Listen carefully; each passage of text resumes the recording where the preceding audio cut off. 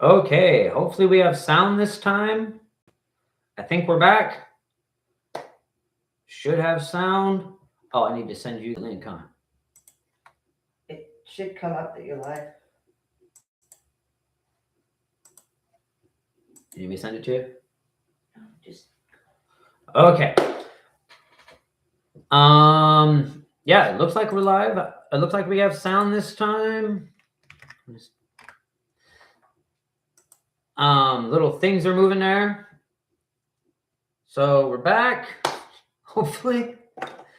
Take 2 with sound. I think. Let me just get confirmation on that. Yes, we have sound. Okay, we're back.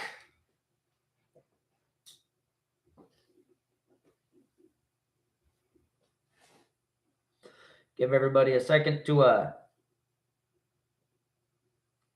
come back. Sorry about the incident there. I'm not sure exactly what caused that, but we are back. We're still going to commit live acts of haberdashery today.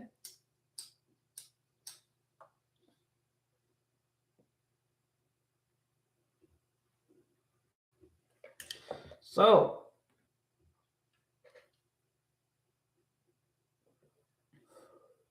like I said, we're going to give everybody a bit to show up here. It seems like it took about 10 minutes last time, so we're just kind of mess around for a minute. I guess I need to redo this.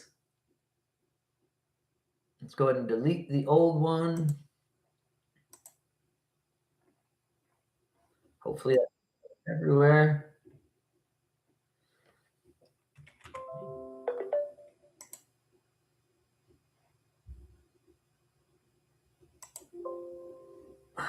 It's being weird to me. The computer is just not being my friend today. But I'm a bit of a Luddite, honestly. If I'm being completely honest, I am definitely not a, well, I do my best to be completely honest, but I am definitely not the most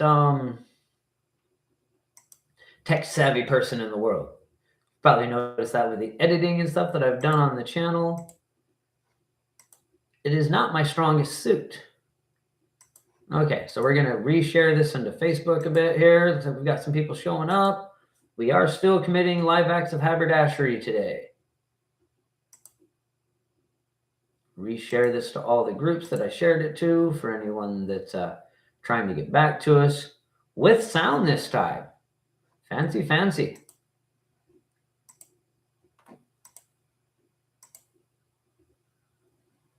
Live acts of haberdashery.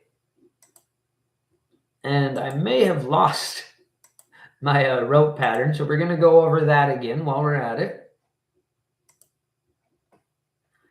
Hello. Yes, sound. Okay. So, yeah, let me just share this a few more places real quick. Let people give people a chance to come back here again.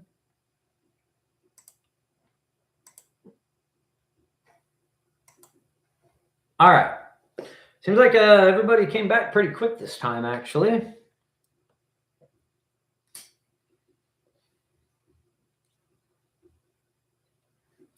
Feel silly doing that off screen, but what are you gonna do? Wouldn't want to get demonetized. So, okay.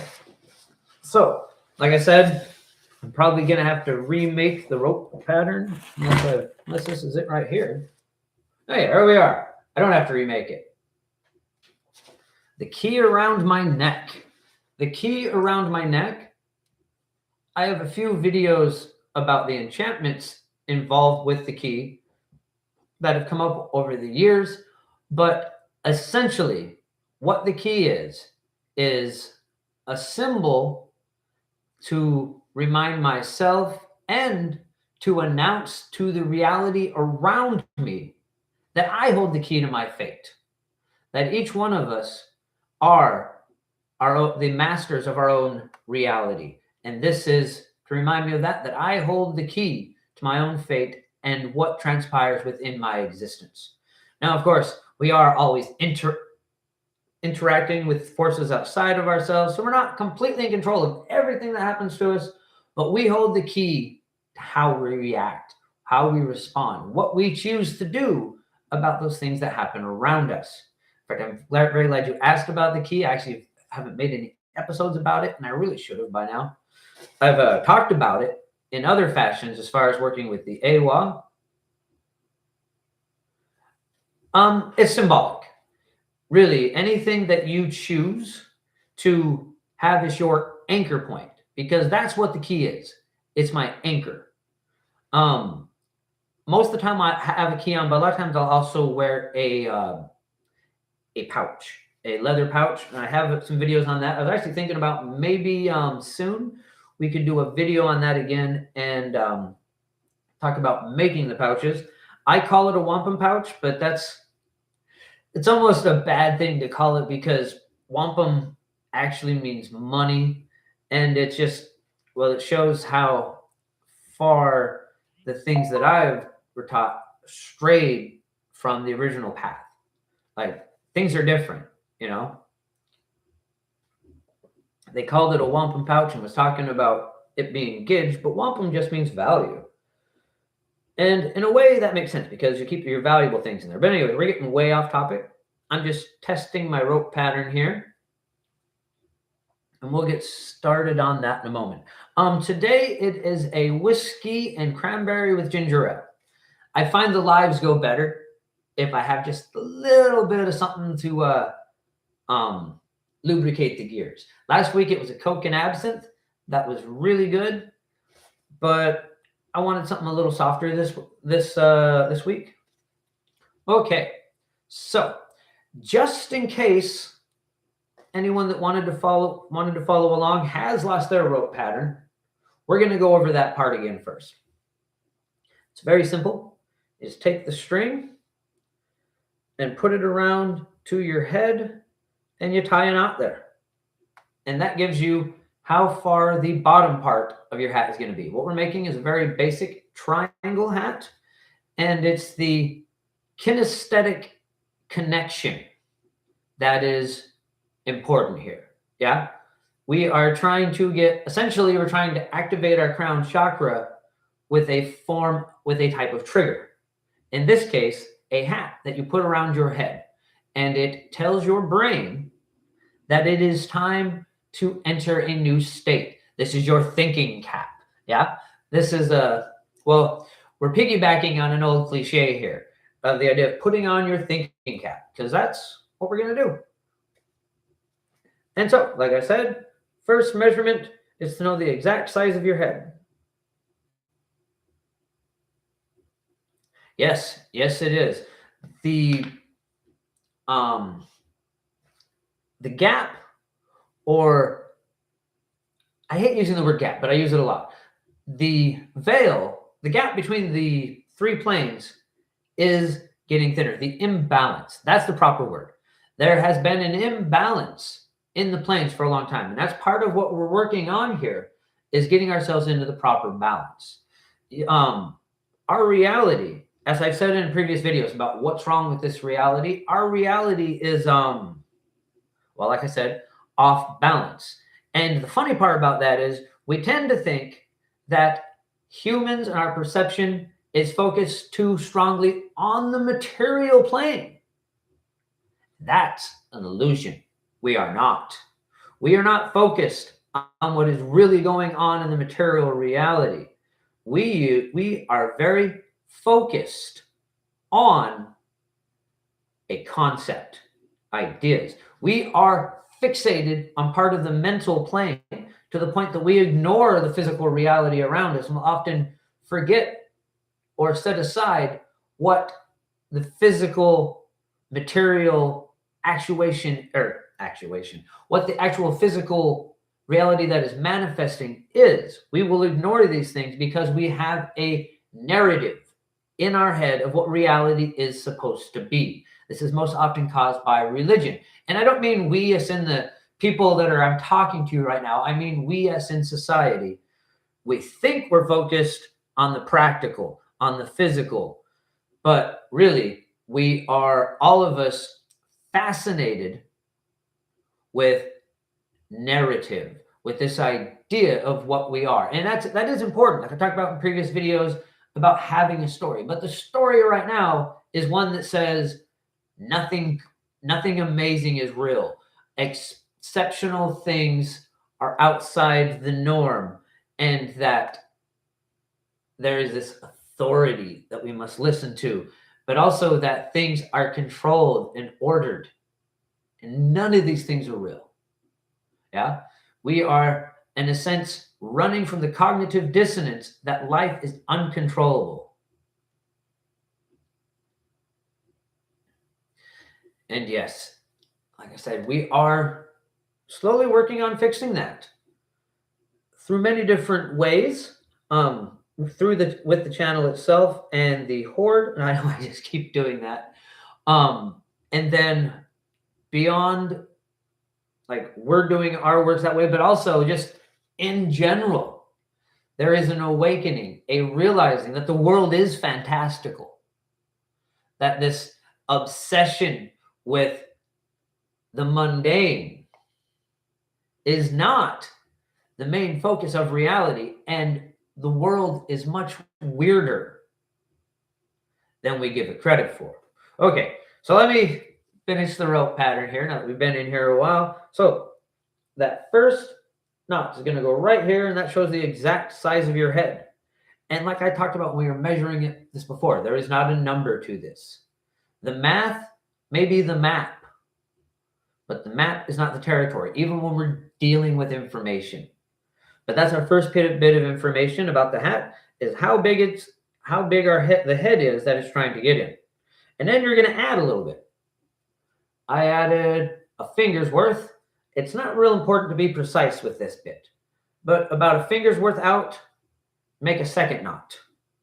And that's how wide the bottom of the hat is actually going to be. Am I going to sew the whole hat on string? Yes, I am.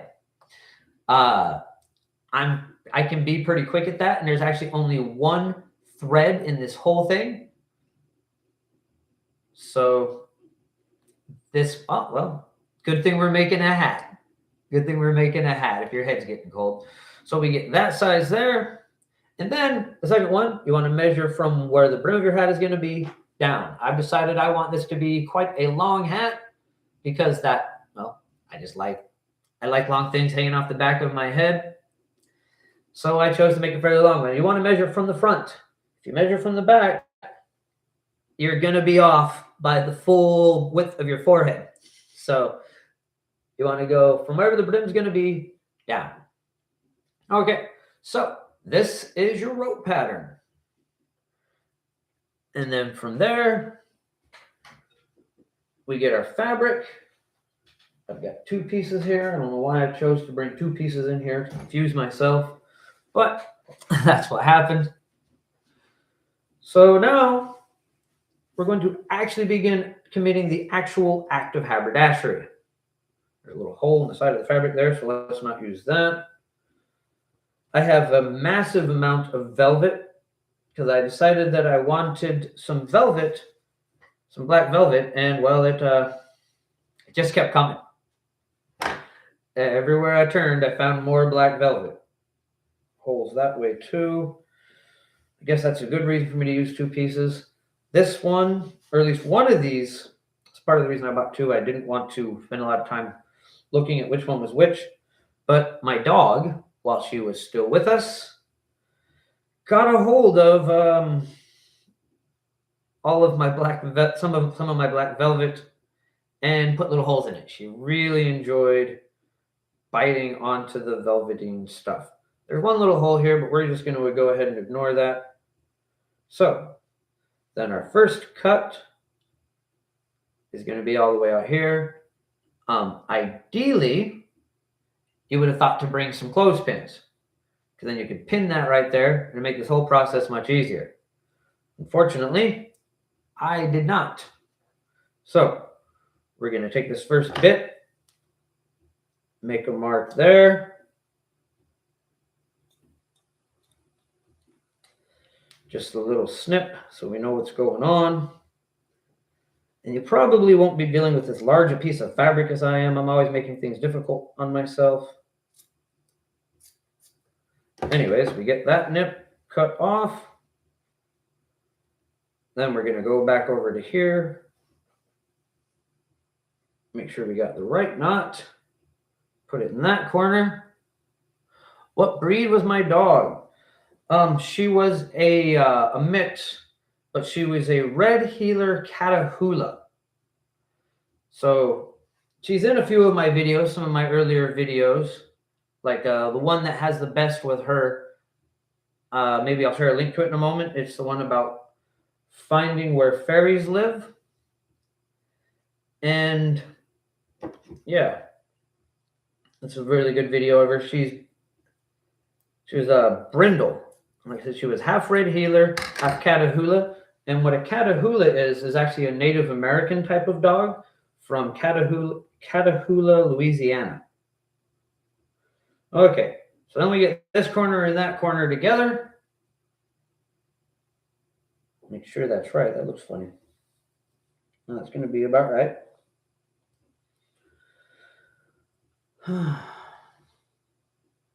Yeah. One of the other thing you should probably think to grab at this point, if you haven't, is clothespins. I am not the most organized person in the world. Anyone that tries to tell you I am doesn't know what they're talking about. Okay, that's a skirt I was making. Let's just get that out of the way. Some thread here. Okay. But fortunately, organization is not required for a chaos practitioner, which I suppose is what I am. Sort of on chaos and is chaos is everything, as I have talked about recently. All is chaos. So in a way, we're all chaos practitioners. And yeah, that is a part of my reality that I'm just going to go ahead and embrace at this point. So that gives us the base of our hat.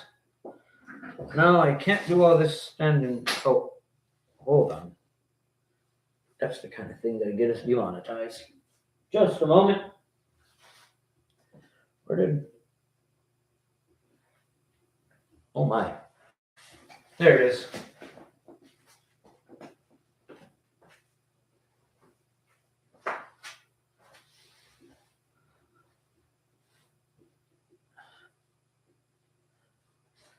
Yes, regular pins will do. I don't know if you saw what I was doing there because I had a bunch of things in my head I was doing at once, but I used the needle. So you went ahead and use one of the sewing needles because you do need to pin it somehow.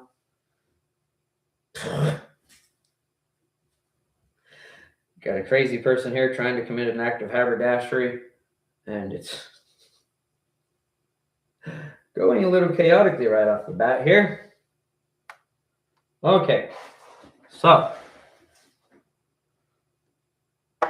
didn't leave myself a lot of working room here for this first bit.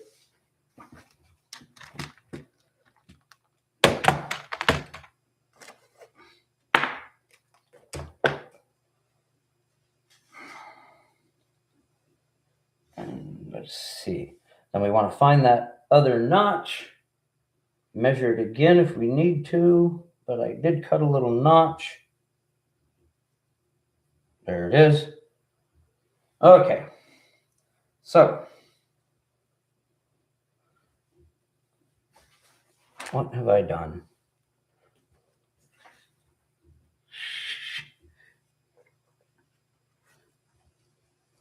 Out there to the notch.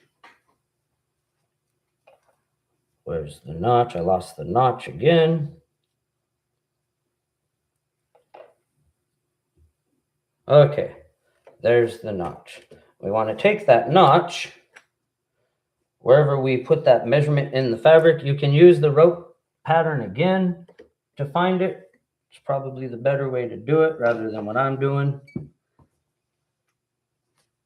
But I got this huge piece of fabric here and it makes it way more difficult.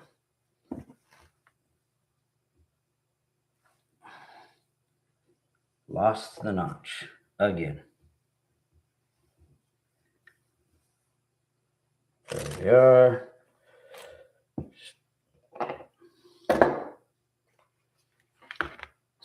guy.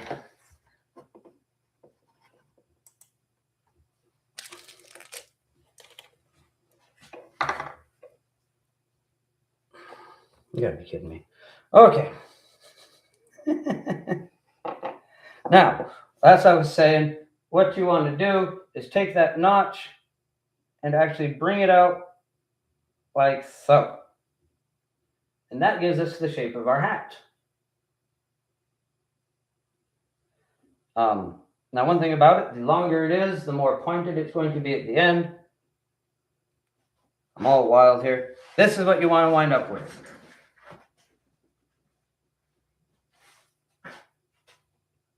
Just like this.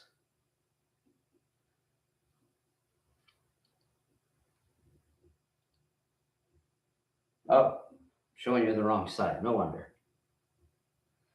Now, this is what you want to wind up with, and I'm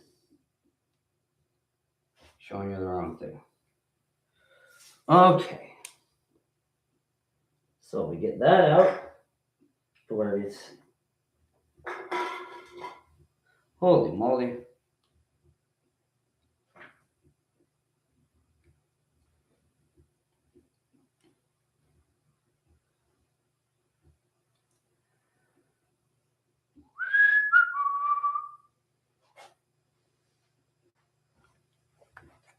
Where'd that notch go?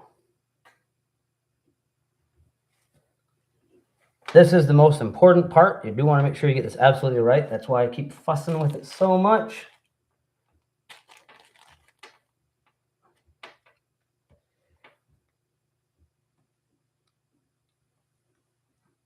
This is one of the easiest patterns to make though, so if you're struggling, don't worry about it too much. Obviously, I'm being a little silly here at the moment as well. Okay, get the front part flat like this.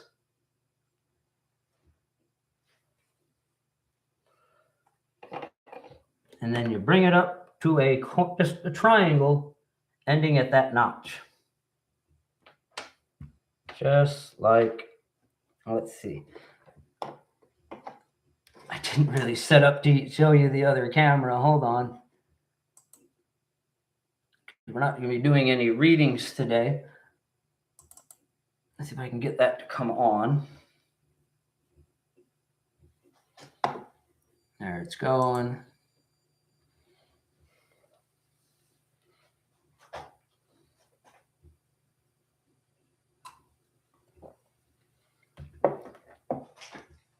You need a little more light.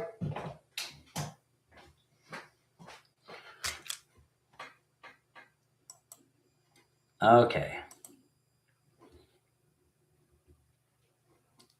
Share the window.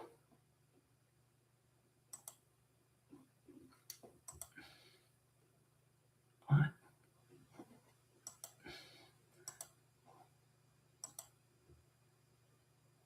What in the world?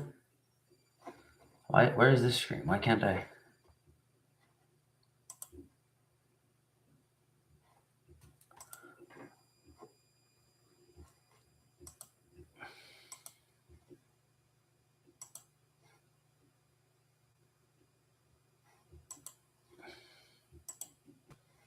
Okay.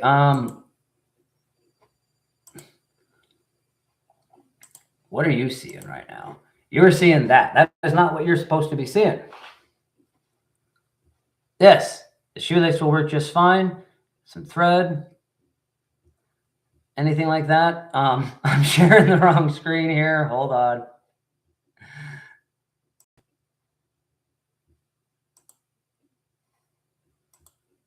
There we go. It didn't want to give it to me before. Okay. Still not quite enough light on that. So we get this bit here up to the triangle. It's black on black. Let me see. Where's my phone? Maybe I can get some more light on this for you for a moment.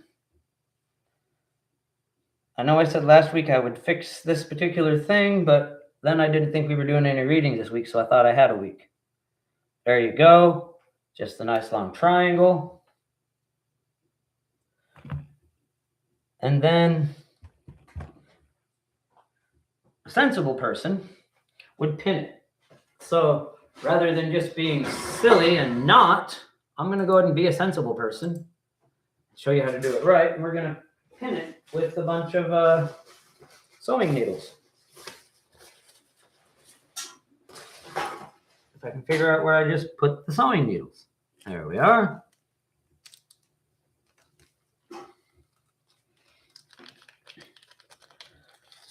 This is not an ideal way to do this, but it will work. It's what we did before we had a difference between pins and needles, I suppose, if that was ever a thing. Or if I didn't have pins. It's certainly not the first time that I personally have used needles for this particular part of the process. It works. It's not the best way to go about things, but never claimed I wasn't a silly guy. Yes, this is the hat we are making. Kind of like a little bit like a Christmas hat, or a nightcap.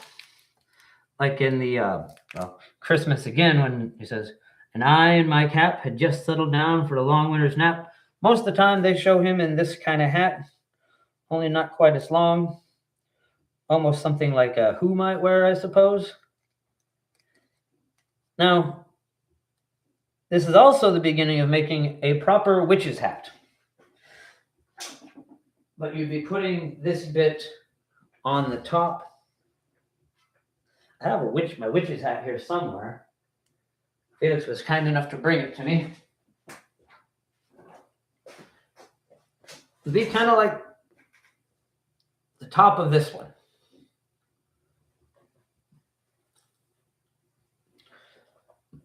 And if we wanted to go on to make it a witch's hat, we'd just then put a brim on it afterwards. In fact, just for my own amusement, when I first made that leather hat, I actually wore it without the brim for a while. And I managed to goof this up. Hold on. Oh, the crosshairs. Sorry, I forgot those were there. Yes, we can definitely make those go away. Wrong settings. Okay, let's see. I got to go over here.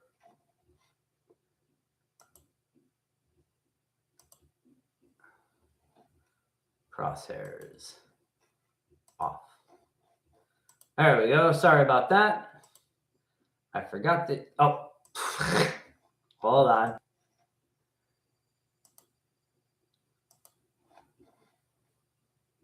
Why won't it back up? No, you're in the right thing.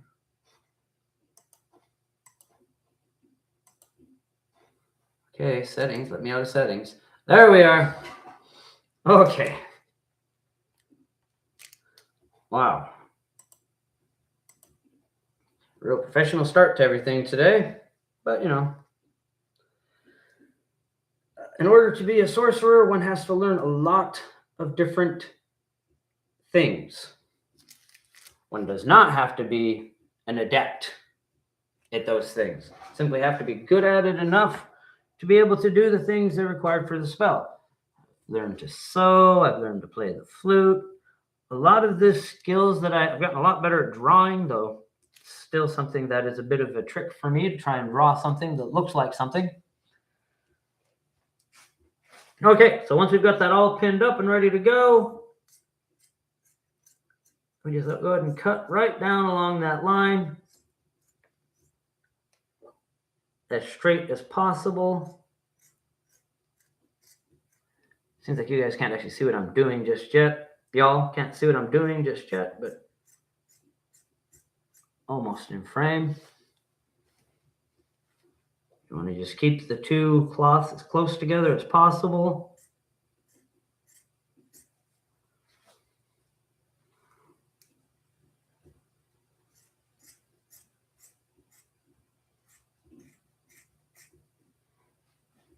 It's important to keep your eye on the fabric. I keep looking over at the screen.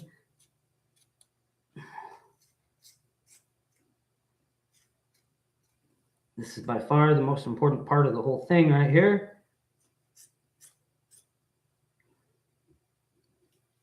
Some of these needles are going to come out as you go past them. That's okay.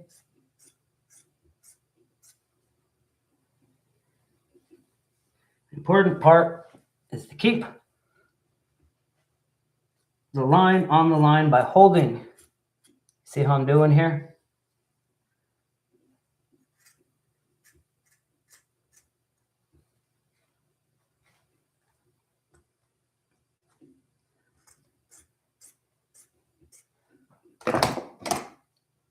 Okay, what happened here? What is going on? There we go. Okay. What if I... Oh. That'll be all right.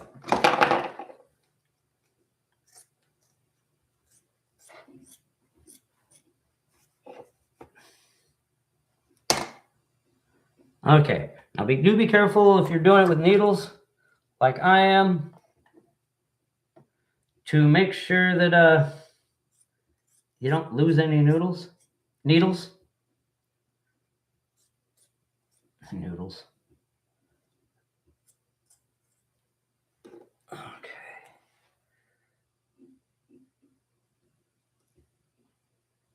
Okay, stay right on the thing.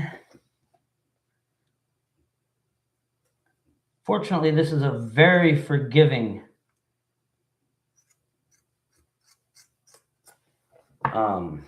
pattern.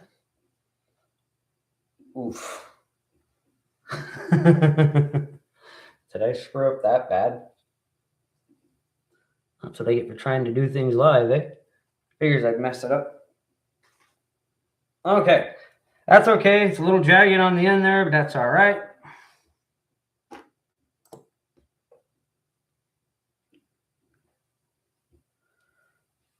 Beautiful part about this is you can fix anything like that. Okay. Let's stop sharing that. Come back over here. Now, let's find out how bad I messed up.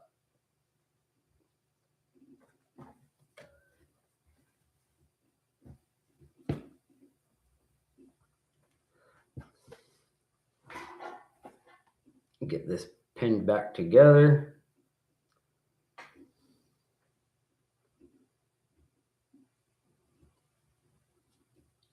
Like so. Wow, I really... Okay, so then that goes along like that.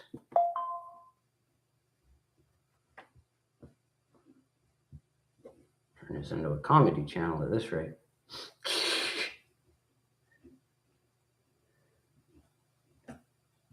Okay, there we are. I knew I couldn't have messed up that bad. Now we're going to want to pin that back together with the needles like before.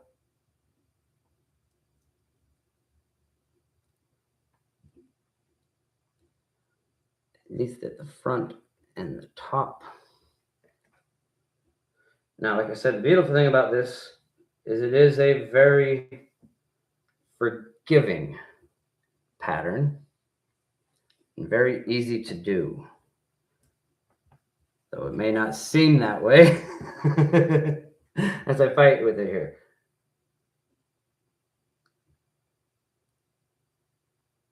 Okay, we're going to pin it up here, tip.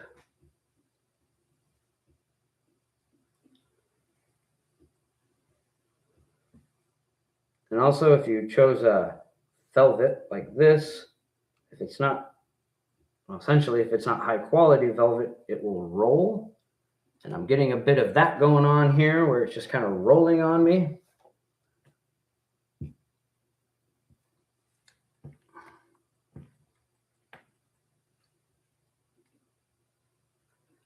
Yes, exactly. Yes, yes. On Christmas Carol, Ebenezer Scrooge has one for sure in the Christmas Carol. Like when he's oh, sorry, I can't really see what you're doing. I mean, you can't really see what I'm doing. So what I'm doing is pinning along again, like I was before. Yeah, the other camera did go away because I thought I could get away with not. Here, let's see. And point that down just a little. There we are. Okay, so like this here. And we're going to go along, pinning the edge to itself again, all the way up. I'm trying to keep my hands up here where you can see them. It's pretty amazing what a difficult time I'm having here. We'll get through this part and get to the sewing bit here soon, where hopefully I'll redeem myself. And we will commit a proper act of haberdashery.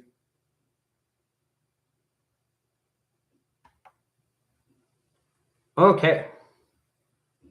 Now, you don't actually want to do it with the outside part out. Or the part of the hat that you're going to want to see. Now that you've done all that, go in and turn it inside out.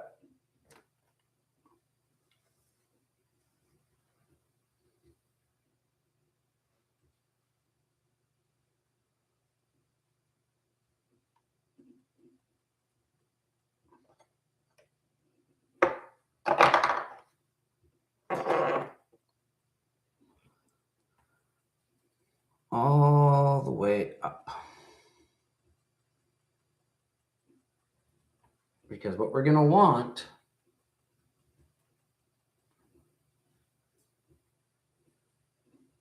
is to sew from the inside so that we can hide the seam. Especially since it's going to be a really jagged seam. This is one of the things that is the saving grace of doing this kind of thing.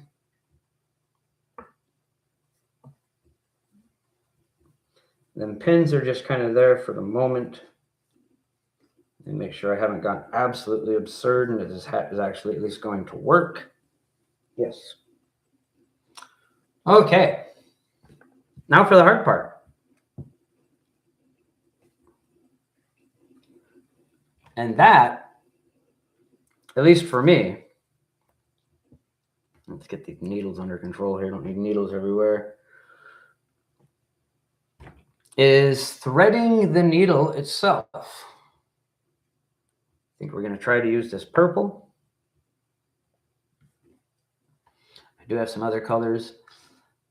If this one gives me trouble.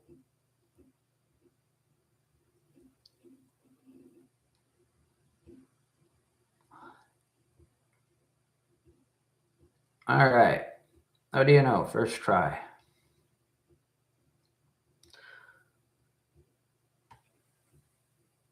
They do have those little bobbin things that you can use for this, which I actually find pretty good. Now, we're hand sewing, and the temptation a lot of times for a lot of people is to make this really long when you thread the needle and then pull it through. What you're going to want to do is thread the needle and then pull the string through, doubling it over. And you don't want to go too far, about that long. Jeez. Yeah, like 2 feet tops. You don't want to go over that really. It's tempting to not want, because then you won't have to thread it again as much. But the longer that thread is, the more that's going to give us trouble. Now, I should say what we do here. Okay, so once you've got it doubled over to about 2 feet, take the string, make a circle, and pull this thread through. Very basic, simple knot. And we're actually going to be making versions of that knot the whole way up. Now, I got the wrong end here. Okay. Start at the bottom where your head is going to be, and working our way up towards the point. because this is the part that is the most vital that we get it right. Do you tie both ends together of the string? Yes. Yes, you pull both ends, you make a loop with them, and then you cross it over and through. And it's okay that I did it twice because I did it right on top of each other, but you don't usually do it twice. Okay, now let's find out how bad I've messed this up. Start right here in the corner, and with your first insertion, you stick the needle through, pull it through all the way down to the end there, and put the needle through the thread below the knot so that it makes essentially that same kind of knot. And then you're going to hold the seams together, the two pieces of fabric, and sew again up the line. And just with each thread, push the fabrics together, put the needle through, and then you've got this loop here that it creates from when you put the needle through. I got to point this down a little more.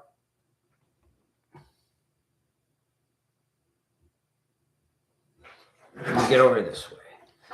There we go. Okay, so you pull the needle through, which creates this loop on the other side, and you put the needle through that loop, making a knot. And then continue ad infinitum. I pronounced that wrong, but yeah, that's what you do. And we're just going to keep doing that all the way up this line. There are there are quicker ways to sew, but they're not simpler and they're not as strong. So we're just going to use this stitch all the way up. And while we're doing this, we're going to start talking about some of the other stuff involved. So it's just in and out, in and out, in, through the loop, and out. In, through the loop, and out. Now, if you want to incorporate knot work, you could be reciting a statement of intent with each sewing. With each sew, just like you would with a regular knot work. Each time you tie the knot, you repeat the statement of intent. You could be doing that with this. With this knot, I sew my thinking cap. With this knot, I sew my thinking cap. Or with this knot, I sew the thread that brings me to the mental plane. Neither one of those rhyme or feel all that groovy, but you could very definitely be doing something like that the whole time. Of course, I'm going to be talking to you, so I'm not going to be repeating a statement of intent with each sew, and it's not that necessary as long as you understand in your mind as you're doing this that that is the purpose of this, is to create your thinking cap, to create a tool that helps you connect to the mental plane. Now, I talked last time about the mental plane and the database, and we need to understand that as much as I said before about how chakras are not universal, the idea and concept behind the crown chakra or the brain in many ways very much is. Not all of our thinking and processing goes on through our brain. In fact, they've found out in the last few years that not only does the spinal cord do some of that, but the gut as well with the belly fire. So that was a very interesting thing. And our gut can actually influence quite a bit of our emotional behavior and will actually tell us what we need and cause the cravings that we have. That is a communication with the bacteria in our guts that tell when we crave the different foods we need for nutrition. That's who's telling us that. And we get the right bacteria as long as we eat healthy. If your bacteria gets all wild from feeding it a bunch of sugar, the bacteria gets to where it likes it too. So that's what you start craving. And then the stuff that your body craves isn't necessarily what's good for you. But anyways, we're getting way off topic there. This mental plane that I talked quite a bit last time about it being a place where all the information is stored. This is, in some ways, the beginning of reality, because it is where the first thought occurred. And when we try to put things into a sequence of events, then where you need to start is with the thought that nothing is an impossibility. And not that there isn't anything that's impossible, which that could be true as well. But what we mean by that is that literally nothing can't exist. If it did exist, then it would not exist, because nothing is no thing. Anytime anything exists, that is a thing, that is something, that is a part of the all thing. Now, do be careful that your fabric doesn't roll up on you, like mine keeps trying to. If you have fabric that's going to roll, it's important to keep those pinched together towards the front as much as possible, especially here with the first couple stitches, until you get up above your head, or else the hat's going to be tight. And it's all right. We did purposely design it to be a little loose because we're going to roll it a few times to create the brim. But we're just going to keep sewing up the hat. I'm talking about the mental plane here. Things are a little funky, so I'm going to go ahead and remove that one.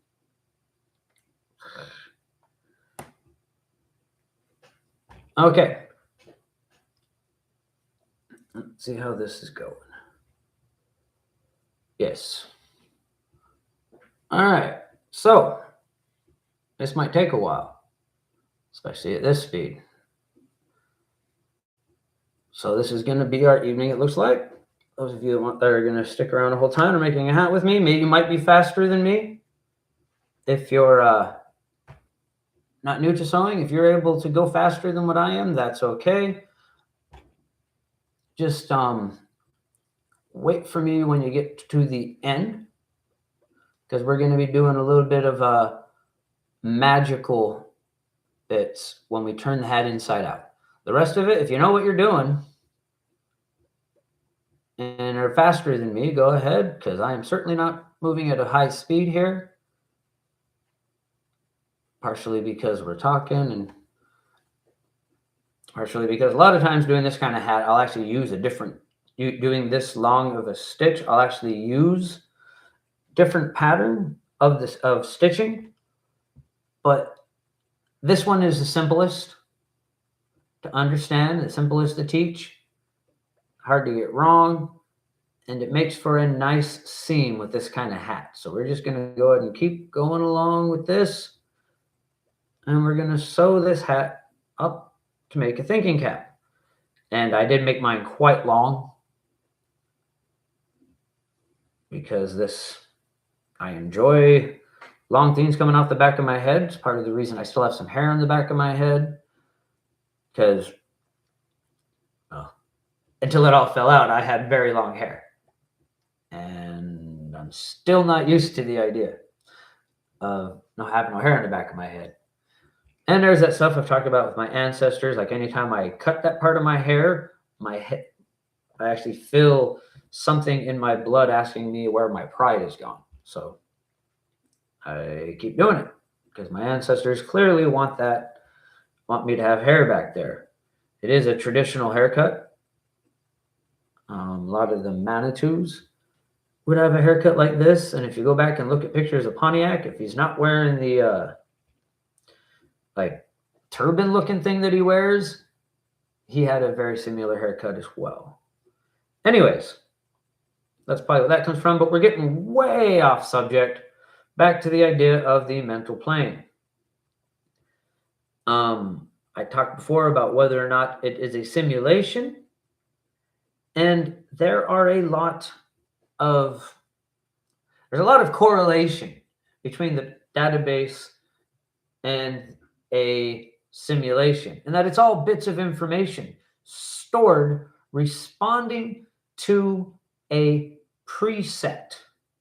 We can't really call it a preset of commands, but simply a preset of precedence of how things have gone before. This is what creates the flow and the pattern that manifests in all aspects of reality. It begins with the fact that the mental plane reacts to precedence. What has happened before is going to affect what happens next, just like the past affects the present and the future. But this also is a bit deeper than that, because what has happened before, even if the thing at the moment seems unconnected, all things are connected, and what has happened before is more likely to happen again than anything else. The pattern is most likely to repeat, even if the two incidences are not connected. I'm not entirely sure if that was easy to follow, but what I'm saying is a bead of water on the glass. Yeah, you put a bead of water on a piece of glass coming down, and it goes a certain way. Even after you've dried the glass, washed the glass, and put a bead of water in that exact same spot, it's very likely to go the exact same way down. Now, there will be outside variables, and of course, there's physics involved in that in some ways, because, well, the glass is at this angle and et cetera, et cetera. But it's not always the same. We can see this even on a Plinko board. The ways the ball has gone before, you're never going to, the odds of you getting an exact repeat on a Plinko board are also pretty slim, but it'll tend to be similar. The way things fall tend to be similar, but not the same. There's a lot of outside variables. And that last bit that I said right there, that's kind of the rub. Similar, but not the same. And that is important. Not only is that the rub, it's also quite important. See, so when you get here, just go ahead and cut the thread. And then you got to do the hard part again. I mean, I could have went a few more times with that amount of thread, but it's easier not to fight with that. And then you got to do the threading bit again.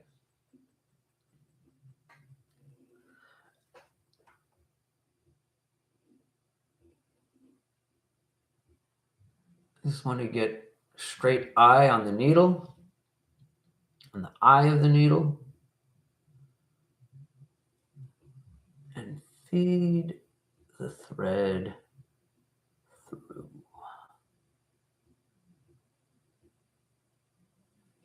A lot of times when you get there, you kind of just wiggle it up and down and just kind of work it through, and then get yourself about 2 feet or so. Because you don't really want to go beyond that. You can, but then beyond that, the thread tends to want to knot up, and you wind up with all kinds of crazy other problems. So then we tie the knot again.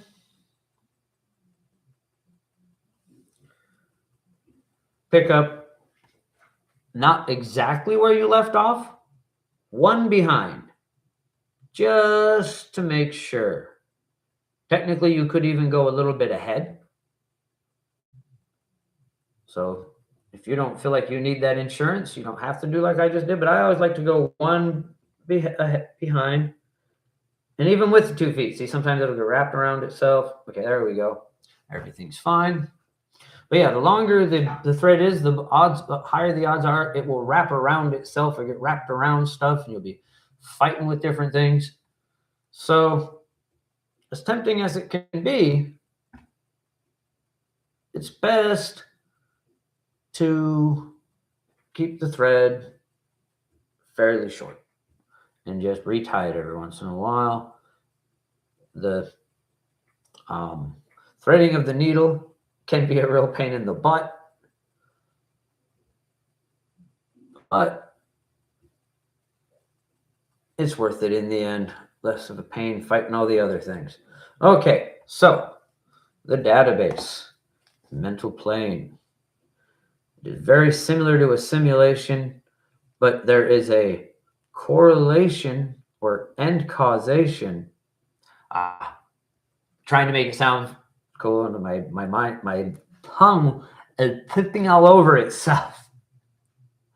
There is a preference for precedence and a tendency for patterns to repeat. And this is where we get things like synchronicity. It's because concepts condense and continue around central cores. And so once an idea has been thought, once something has been thought, the chance of someone else thinking the same thing actually increase. Once the precedence has been set, there is a collective unconscious, like Jung talks about.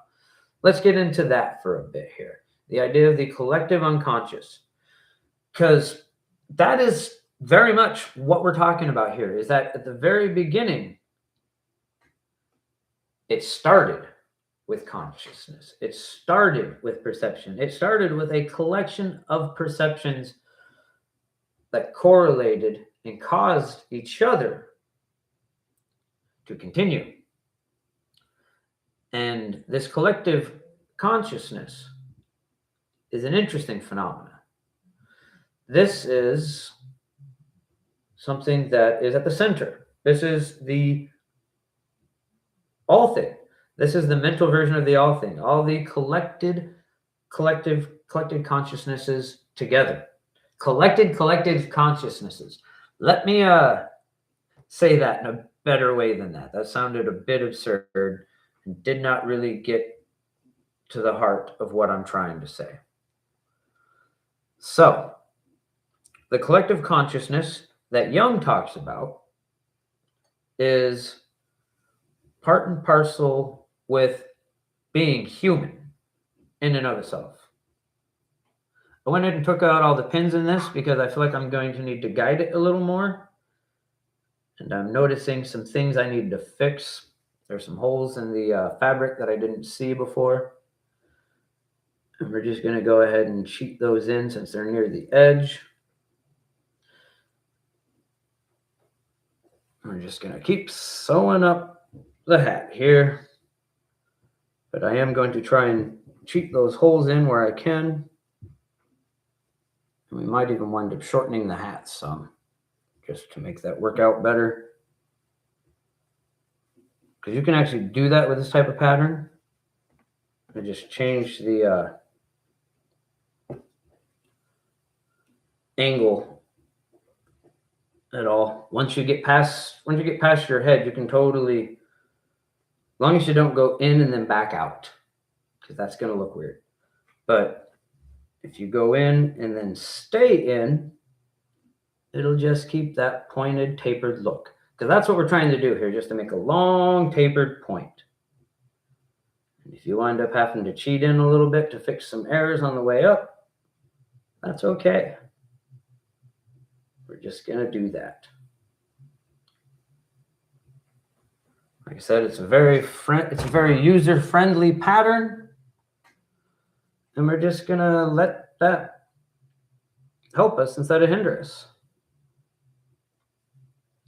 So like I've noticed there's a couple of these that I didn't see while I was cutting the pattern. So we're just going to go ahead and sew those in. Make it have a quicker taper than originally planned with the pattern. technically you don't really need much of a pattern for this hat. You just cut a triangle and start. This is why we went with a simple rope pattern. But those have been around forever. The rope pattern and measurement that we use to make this is not something that is just for tailors. This is something that has been used for centuries, especially in building. The people that built the pyramids, there's a good chance they were measuring that stuff with rope and just pinching it off where it belonged.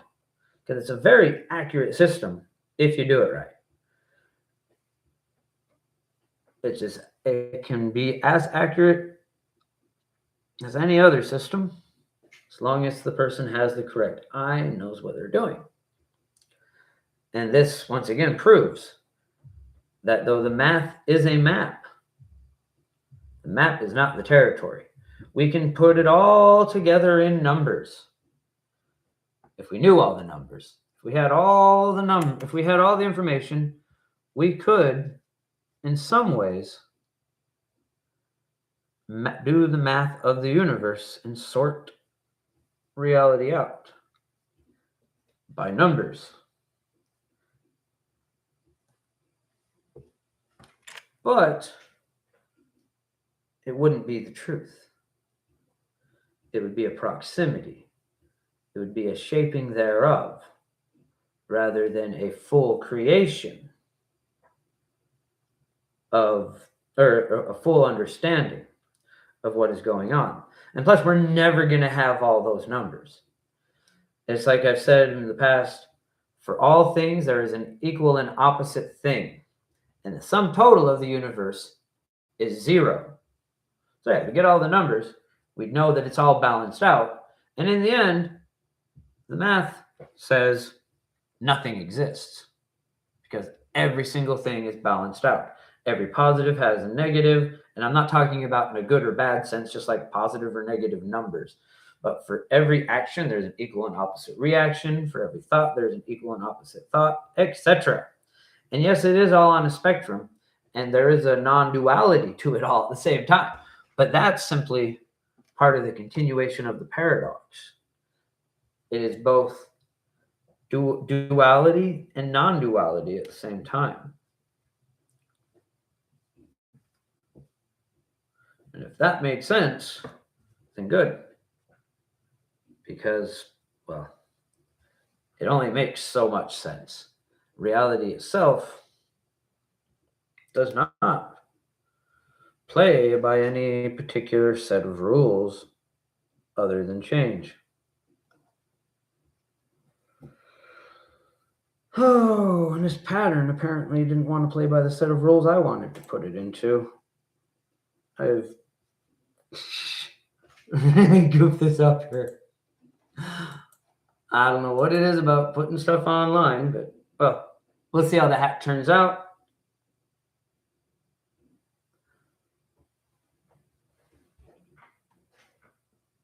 Yes, can cause radically different changes in a complex system. What Felix said was, right, and in chaos theory and physics, even, a tiny rounding up-down can cause radically different outcomes as complex systems evolve. And that's exactly it. That's exactly it. And it's not just complexity. Yes, the butterfly flapping its wings, causing a storm.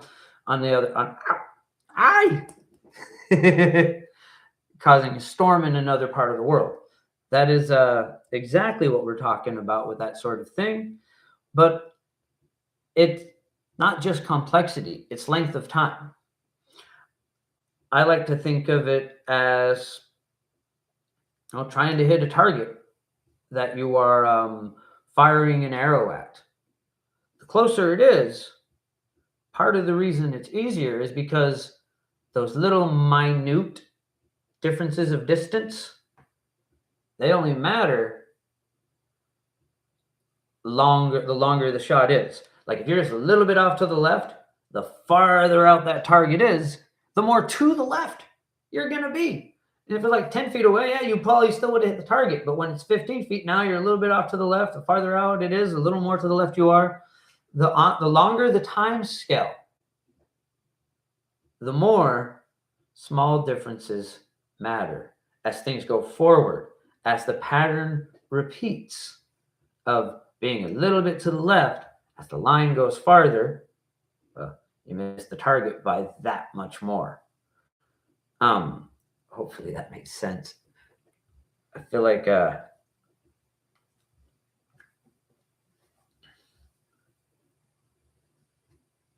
feel like I'm not making a whole lot of sense with some of what I'm saying. Well, I feel like I'm not being really easy to understand. I find that happens a lot.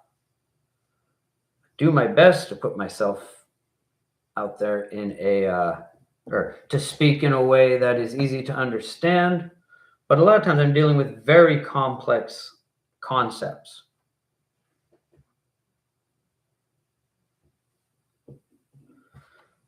Okay. I don't know how this got so crazy.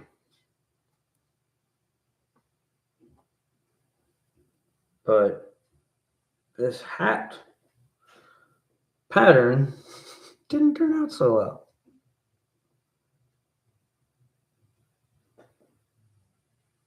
The beautiful thing about this is we can change that. Well, let's just keep going up. Let's see what we can do to fix it in other ways. We're going to go ahead and twist it in is what we're going to do.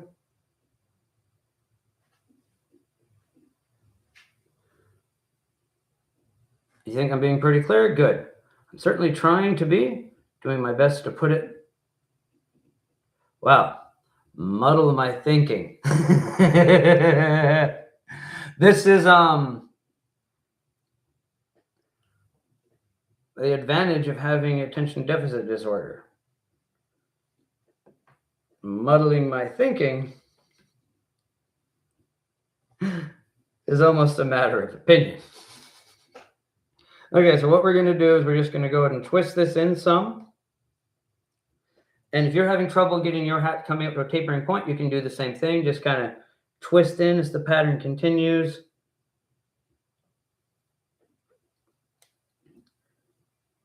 Y'all are really going to have a negative opinion of my ability to sew if I keep this up. In my defense, I did make this.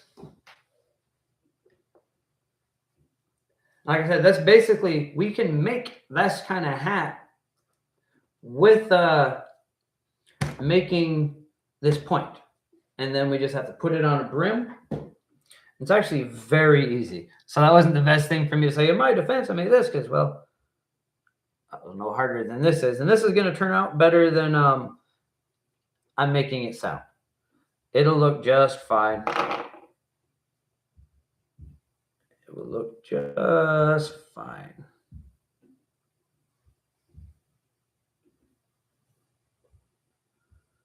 Like I said, it's a very easy pattern to work with.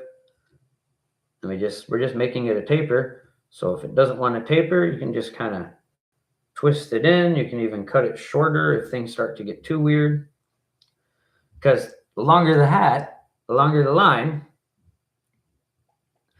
the more chances are that something will get confused.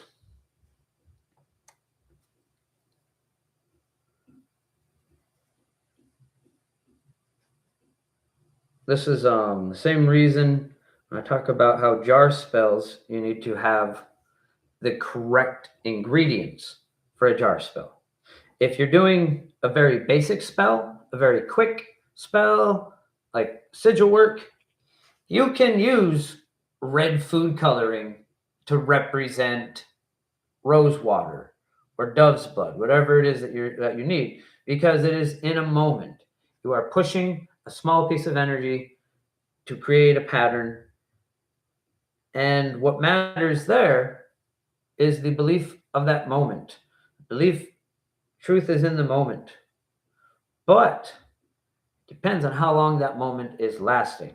Yeah, you can use red food coloring to represent just about any kind of red liquid.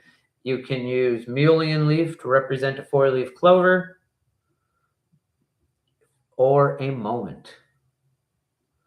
The longer duration that spell is, the more important it is that you have the proper ingredients. So if you're doing a jar spell, you can't use mullein leaf to represent a four-leaf clover. Yes, they're both green. Yes, they're both plants. But that's about all they have in common. And if you can, like I said, in a sigil work, if you can convince yourself of that for just a few moments, then that's perfectly fine. But, okay, we got to figure out what to do here. This is getting a little madness.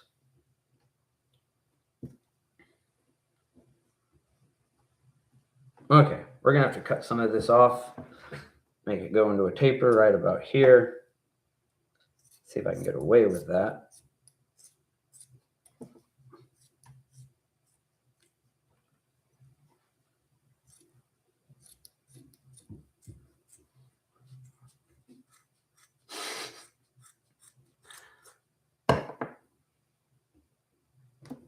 Okay, not quite as long I've had it as I originally anticipated because, well, the longer you go, the easier it is for this to get a little silly. We're going to go ahead and taper that off.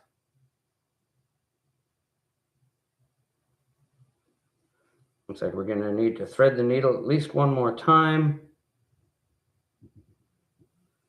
And we just keep going up the hat. I've noticed quite a few of you have stuck around. There hasn't been a lot of talk because I'm just fighting with this hat. I'm trying to explain some things while I'm at that. But thank you for sticking around, those of you that have.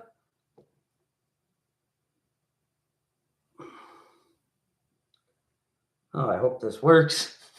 I really do know how to sew. I just seem to always mess it up on here.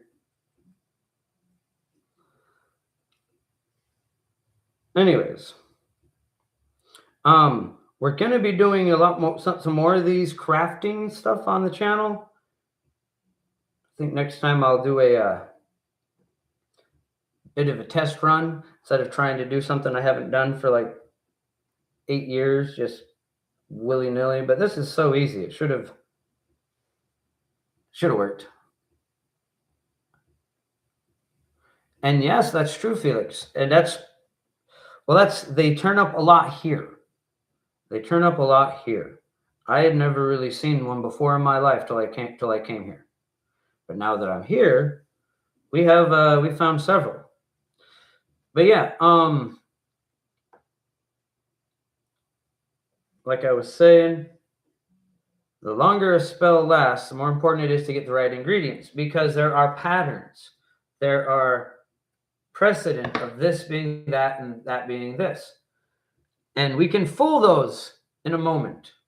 We can flash a piece of mullein leaf that's been cut into the shape of a four-leaf clover or something and convince ourselves in that moment. You still in that moment have to believe it's a four-leaf clover. But once we've learned the tricks of chaos magic, of paradigm shifting and allowing belief to be a tool, it's fairly easy to convince yourself for a few moments that one thing is another thing. You know, all we're asking, you're essentially pretending. Realistically, it's just like when you were a kid and you were playing whatever game you were playing with the monster or whatever. The part of you knows that you're not really on a pirate ship right now, that that you're in a box. But for the moment of the game, playing pirates, you believe that box is a pirate ship. You react accordingly. And that is the same thing when you use the wrong ingredients for a spell. And it's the same thing. Because, long term, that box is not a pirate ship. And it's not going to work to go sailing into the water, but it will let you have that moment of belief. And the same with the mullein leaf you're using as a 4-leaf clover for a luck spell. If it's quick and short, and you just sprinkle the 4-leaf clover to charge the sigil or whatever you're up to there.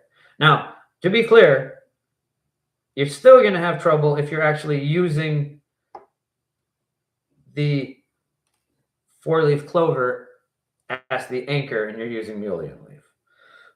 But if you're using it to charge a luck sigil, you can in that moment of pretend still bring in that concept, just like you bring in the concept of a pirate ship when you're pretending to be a pirate. Here, I didn't realize you're cutting off a bit of my head there. There we go. How am I getting worse?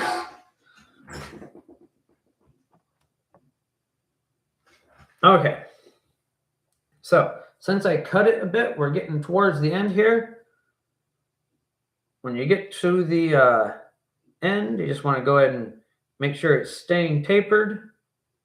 But yeah, as I was saying, you can't really, if the 4-leaf clover still can't be the anchor bit, it is something simply to pretend in that moment. You're pretending that this is a 4-leaf clover that you're rubbing all over the luck sigil. There you go. You have the concept, you have the idea. You can pick up on some of that momentum and use that to charge the luck sigil, even though you don't really have a 4-leaf clover. Though I actually do, because as Felix mentioned, they're surprisingly common here in the local area. It's interesting how things that, like back home, lots of clover, never seen a 4-leaf clover in my life. I get here, Felix has found one, I've found one, I know some other people that found one in this area. Simply seems to be a place where there's a lot of 4-leaf clovers. And that is pretty cool. Anyways, we're getting towards the tip here. We're going to want to try and get that as pointy as possible from this end. But do remember, we're going to be folding the hat all the way out the other way. And that's when we're going to find out if I did a good job or not. But also, with this point here, it's not going to be perfect. No matter how you do it, once you fold it inside out, there's going to be at least a little bit of a stub at the tip. That's why you can put a little ball on the end there. We can talk about how to do that if you are interested in putting a ball on the end. I don't want to put a ball there. Makes it look too much like a Christmas hat. But we're very much towards the end here now. I went ahead and cut it a little bit shorter because I was concerned with how wild the pattern was getting, where I'd done it so rudimentary, where I'd done such a basic pattern. Anyways, we're going to get this tapered off as best we can. Hopefully this worked out. Find out here in just a moment.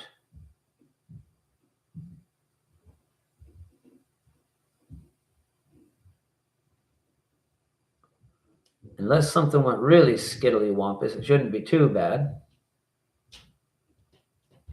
We're going to get up to the tip here. And we left enough. We're actually going to go ahead and sew back down. Because this, if anything tears, it's going to be through here. And the closer you put these stitches together, by the way, probably a bit late to mention that, but the closer together you have these stitches, the stronger it's going to be. And hopefully you were able to follow along here. Those of you that were sewing a hat as well. I'm not entirely sure how many of you were actually following along with me. But this is the basic concept. Like I said, we're going to go all the way back down to wherever I run out of this thread, just because we want it to be strong here as well. And we've almost finished the hat. That's not quite the end of the video. We will be using the hat again in the future.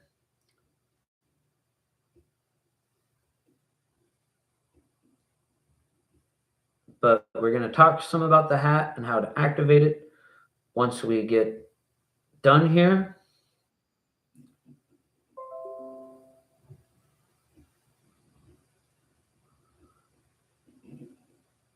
Okay, now when you get to the last end bit, I like to put a few in the same spot over top of each other, maybe even, oh, I goofed up that time. On the last one, I like to sometimes put it through twice through the same loop, just kind of double knot it so that it stays better.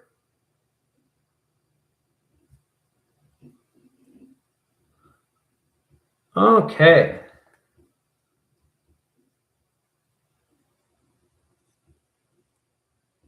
Oh.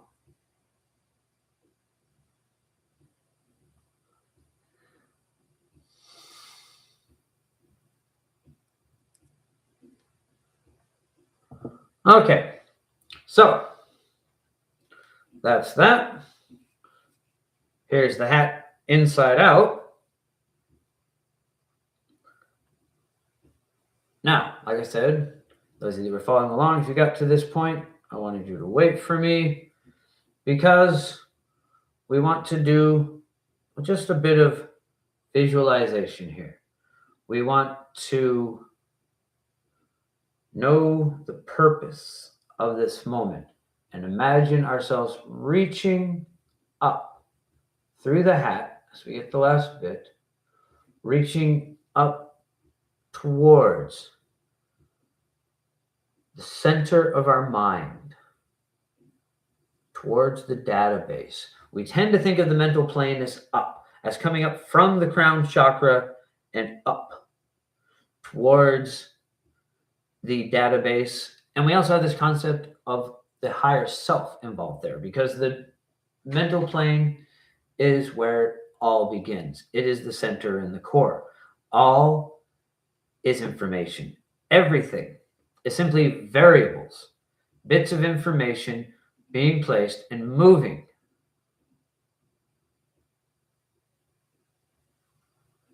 I wanted to buy a gift membership for Ricky, didn't realize it just decides who to go to.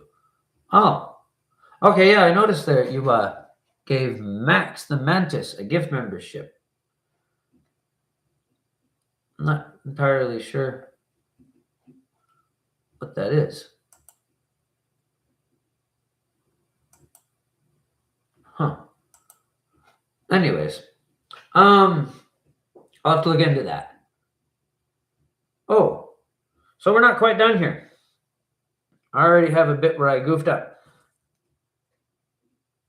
That's why it's important to do it twice. Luckily, I noticed that's another reason you want to reach up there and feel, because you might notice something wrong. And in this case, that last little bit there, I'd actually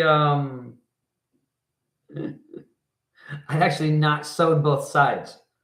I was too busy making sure that everything went on a taper, that there's only one side of the stuff is sewn. I would have pulled that out and there would have been a big hole at the top of the hat. And we don't want that, especially when we're doing some symbolism in that moment.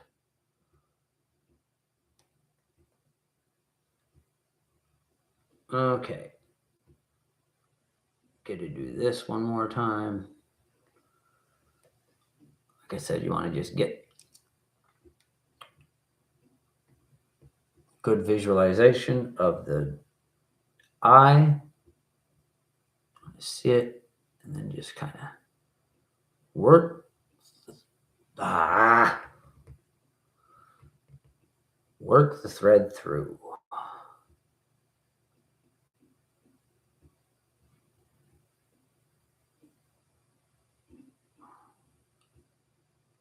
Huh. Cut it a little more straight. I've definitely got this thread through this eye needle before. I've done it 3 times now.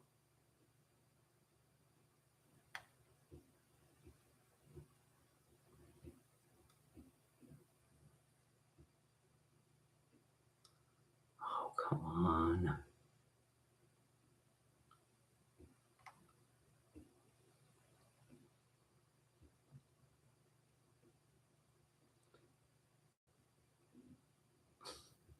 poor Ricky. Max is cool. But I can see why you're a little disappointed, Ricky. Fair enough.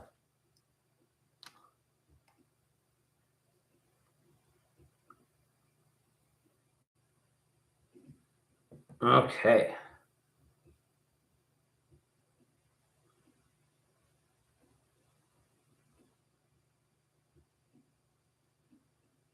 Oh, come on.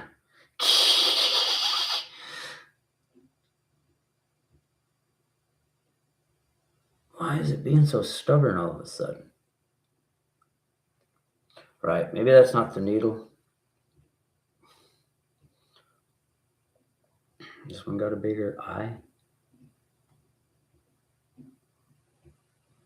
Wow. Sometimes I really struggle with this. Trick you can do if you're having trouble.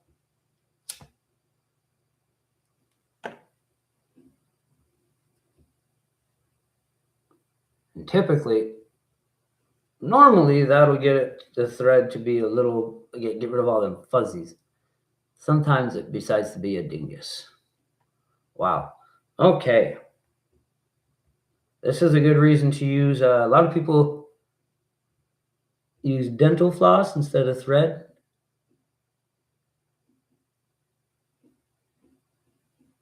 Oh, come on. I did it 3 times today already. Now let me do it once more. Wow.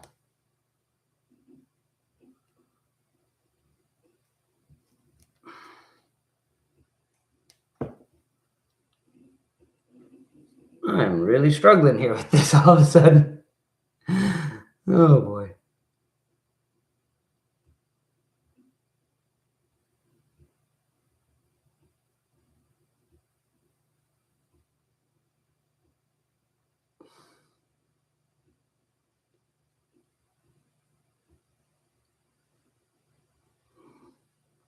Come on.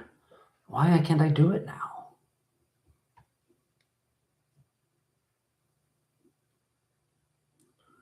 Right.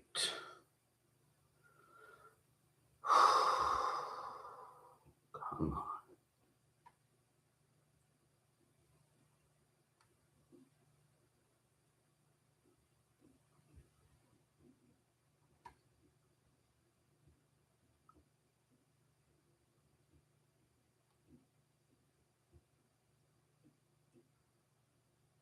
Wow.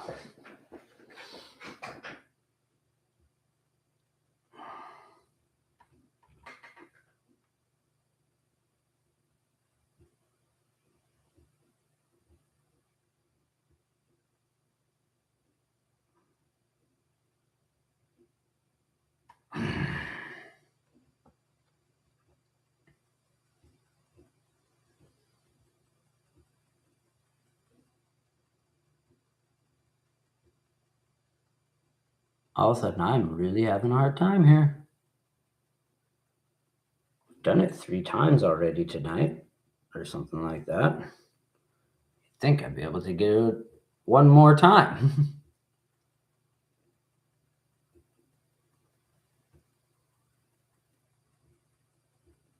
Come on, get in there. Right.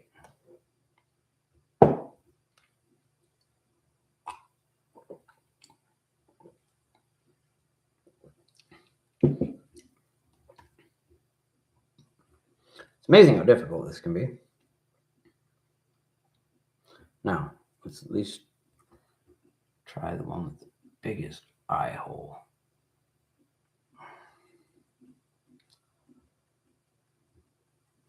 It's like all of a sudden I can't see the freaking eye hole.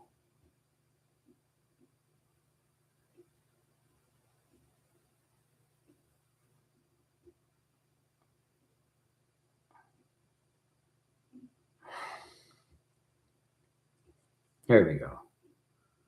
This one's got a real big visible eye hole. Let's try it. Yeah, there we go. I gotta be able to get this one.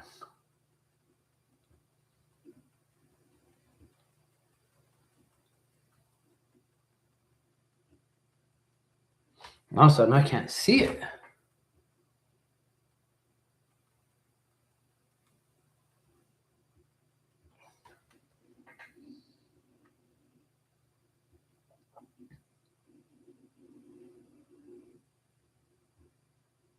Come on, go through.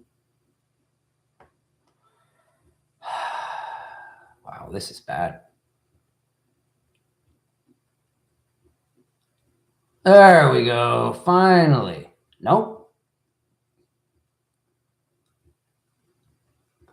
I did refer to this as the hard part the first couple times.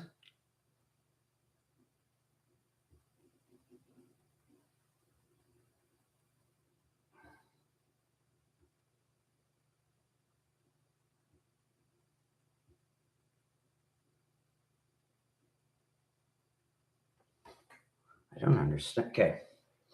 I'm getting a little frustrated here.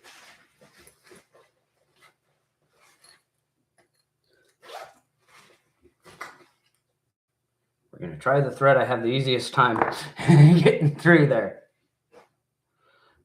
They just have a nice little blue tip.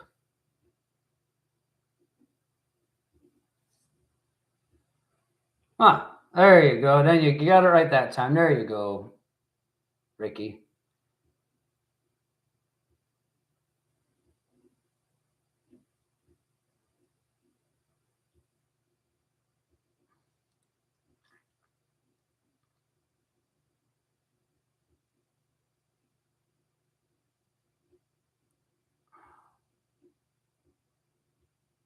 Wow, I'm sure having a hard time with this all of a sudden.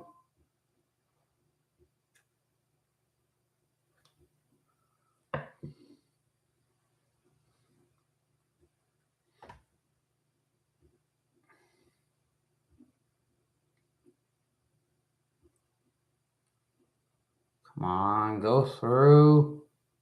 No, you've got to be kidding me here.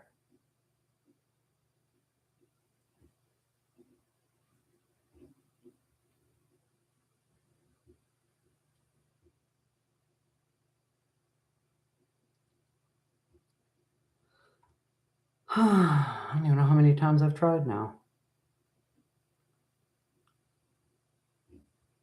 Here, let me teach you how to sew.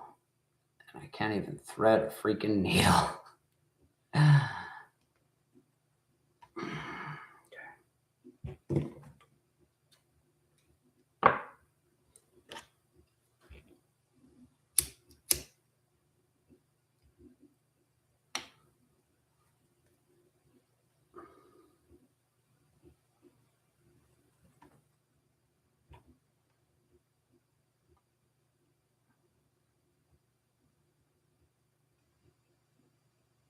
Nope.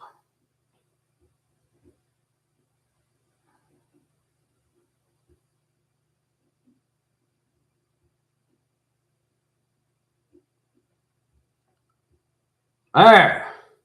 Finally. Holy moly. Glad it's the last time I'll need to do that tonight.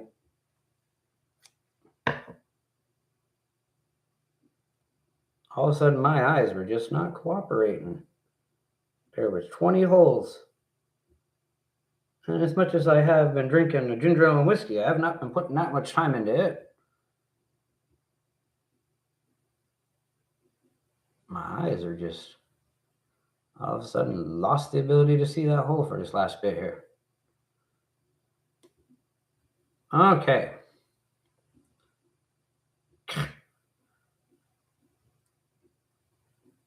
Tie a knot on this end. Now, fix that last bit. Where'd it go? Yeah, see this last little bit here? I was only sewed one side of it.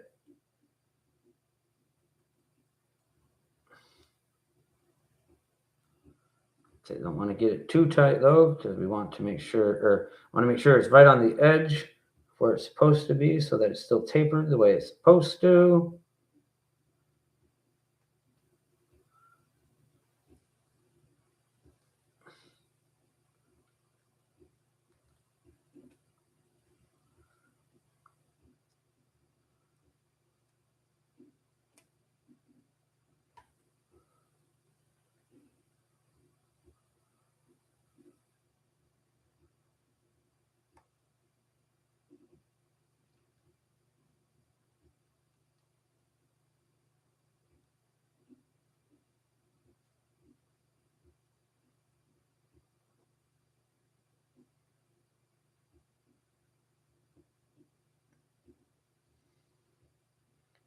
Things been a little crazy on me here. We're just gonna tie another knot there.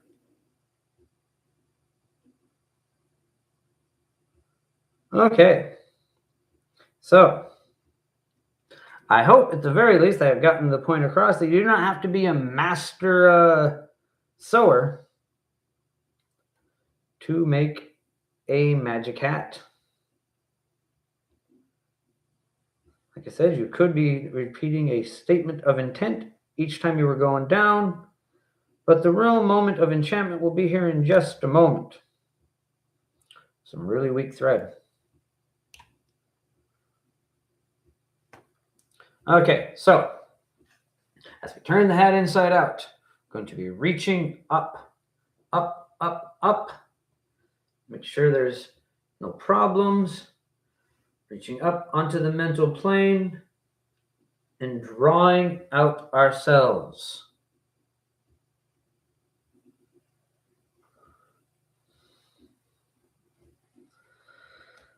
Fixing any errors on the hat real quick. Wow. Okay, so there's our finished product, which we then put on like so. And like I said, we will twist it, wrap it up a few times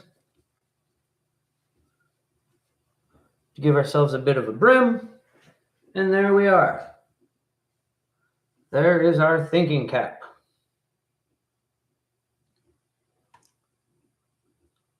You've got an extra it. What?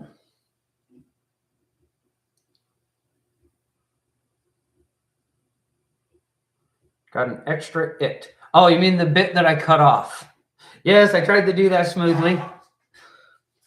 But yeah, there was a little bit extra bit there from where I tapered it in that actually kind of went up on the outside of the hat. But I was able to remove that fairly easily. Yes, I did. Yes, you weren't supposed to notice. I thought I did it rather smoothly, but you caught me.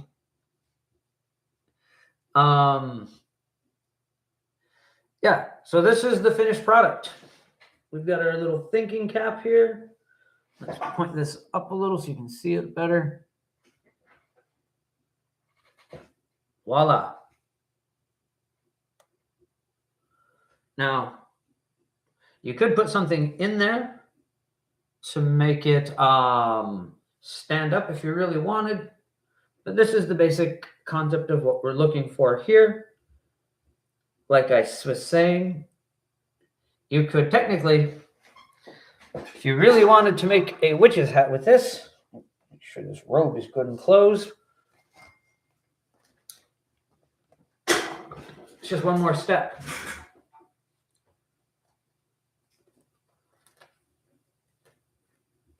Get yourself a hat with a brim that you like.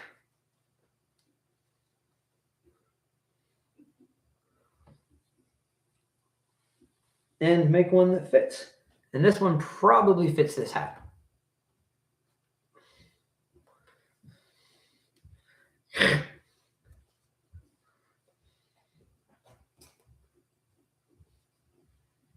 Voila. Witch's hat. Not the right brim for it. But that is the basic idea. And if you wanted this to stand up, you just got to put something inside of it. You can put a little bit of, oh, that's way too much. You got to put the right amount of something. Let's see if I can get away with maybe this skirt's a small enough amount of material. Probably should have went with something easier, like how to make a skirt, but I don't know what the magical purposes of that would be. At any rate, if you wanted it to stand up,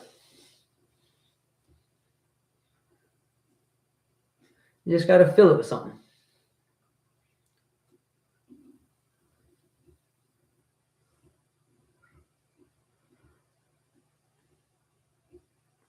But that student's ridiculous.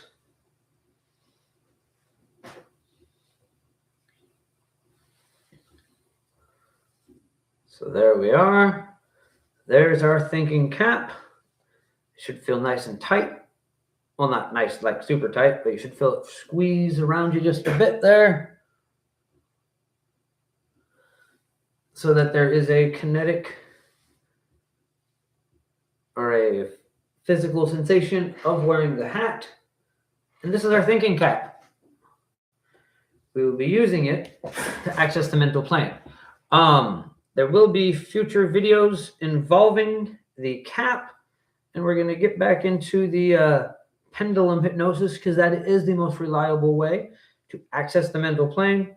But we will be using them in conjunction, essentially using the hat as a trigger so that we can learn to get used to triggers. Because eventually, like I said, this is actually all part of the sorcery self-defense idea. So where we'll be going with this from here then is, well, first we're going to go from here to the pendulum hypnosis. Looks like now that I've made the hat, everybody's like, okay, off we go. Anyways, yeah, we will be using the hat as a kinetic response to trigger accessing the mental plane. This was the first bit of the working there. The stuff we will be working with for the mental plane from here on is getting back to the pendulum self-hypnosis. But we can use these as a trigger. I will set it up so that even if you haven't made one of these hats or pick your own hat, that there you will still be able to use the self-hypnosis.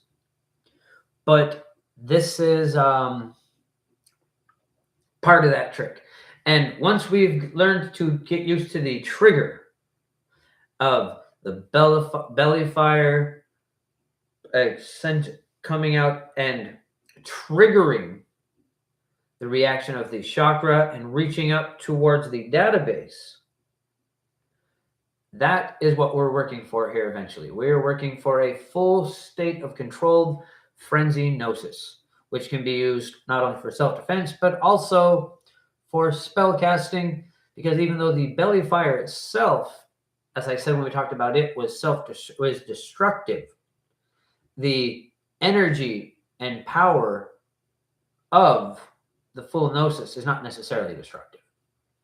The belly fire is the power source to cast us upwards. The belly fire will illuminate and burn and flame up through you.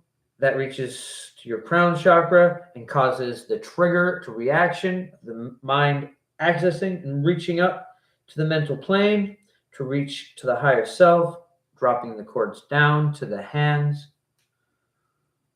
which then come into your perception and the seeing past your eyes that we have already talked about as well. And that is the state we are aiming to achieve. Once we get there, there are things even beyond that we're going to be getting into with becoming the eye of the storm. But we're working our way up. We're preparing ourselves mentally to get there, because this has to be done step by step. Anyways, those of you that stuck around for the full making of the hat, I appreciate your patience. There's our finished result. It is a tapering hat, just as I promised. And if any of you followed along, or are going to follow along now that I've shown you how to do it, I would love to hear about your results. Either come back here and put it in the comments, or put it in one of our Facebook groups, like Sorcerers Guild or the Otherkin community. If you've made, like I said, if you've made one of these as well, I would love to see your results. Anyways, let's see, what else haven't we covered? Oh, hello. Did you just make it to us now? We actually are getting towards the end of the episode, but we've been working on making a hat, committing an act of haberdashery. Oh, yes. We've been committing an act of haberdashery. So you missed me very clumsily making this hat and showing how to make one of these hats. I believe the live can replay though. I think that I have that set up that way. And we're using it as a thinking cap. This is a thing that we're going to be putting on whenever we do the self-hypnosis that we're going to be talking about on the channel in the future. We have talked some about self-hypnosis and even gotten into some of the ideas, but putting this cap on is a way to have a trigger for that, a physical trigger. And it really doesn't have to be a hat you made. It helps because then the hat is more significant to you. One of the other things that's important, especially not just in psychology, but in magic in general, is particular points, things that can be seen as attachment in context, things that have a what's the word I'm looking for? That stand out. They are a Silva Methods 3 fingers technique. I don't think I actually know that. I haven't studied a lot of Silva's work, to be honest. I do a lot of, I've read a lot of people. I have read some of Silva's work, but for the most part, I just kind of go with what's worked for me. And some of it has come from outside sources and worked, but a lot of the stuff that I do is either from dreams or stuff that I remember doing in past lives. Like a lot of the sewing is actually, you wouldn't know it from the my skill in this life, but the last time I called myself Sorcerer Tal, I was Taylor. So a lot of the stuff that I know is related to sewing. That's a lot of the reason I think why I'm always talking about threads and weaving is because when I've really began to understand this was in that life while I was doing those things. So a lot of which I can't do now. I can't weave a loom. I have no idea how to make fabric. I mean, maybe if I got my hands on it, I would, the muscle memory would come in because it's fascinating how much of that happens with the past life stuff. Since I'm still on here and I feel like talking for a while still, now that the hat is done, we'll talk a little bit about that. This whole past lives thing. In the life before this, and it was actually the first life that I remembered, I did not want to believe in reincarnation. I just felt like there had to be only this one life, especially I got to the point where I believed I was the only one that was that way, even as I saw evidence to the contrary. And I really resisted, partially because I have a lot of past life trauma. But eventually, memory started coming back, whether I wanted it, whether I wanted that or not.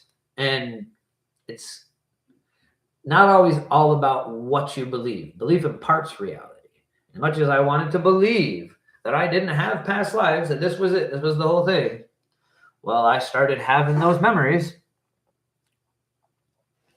of my past lives.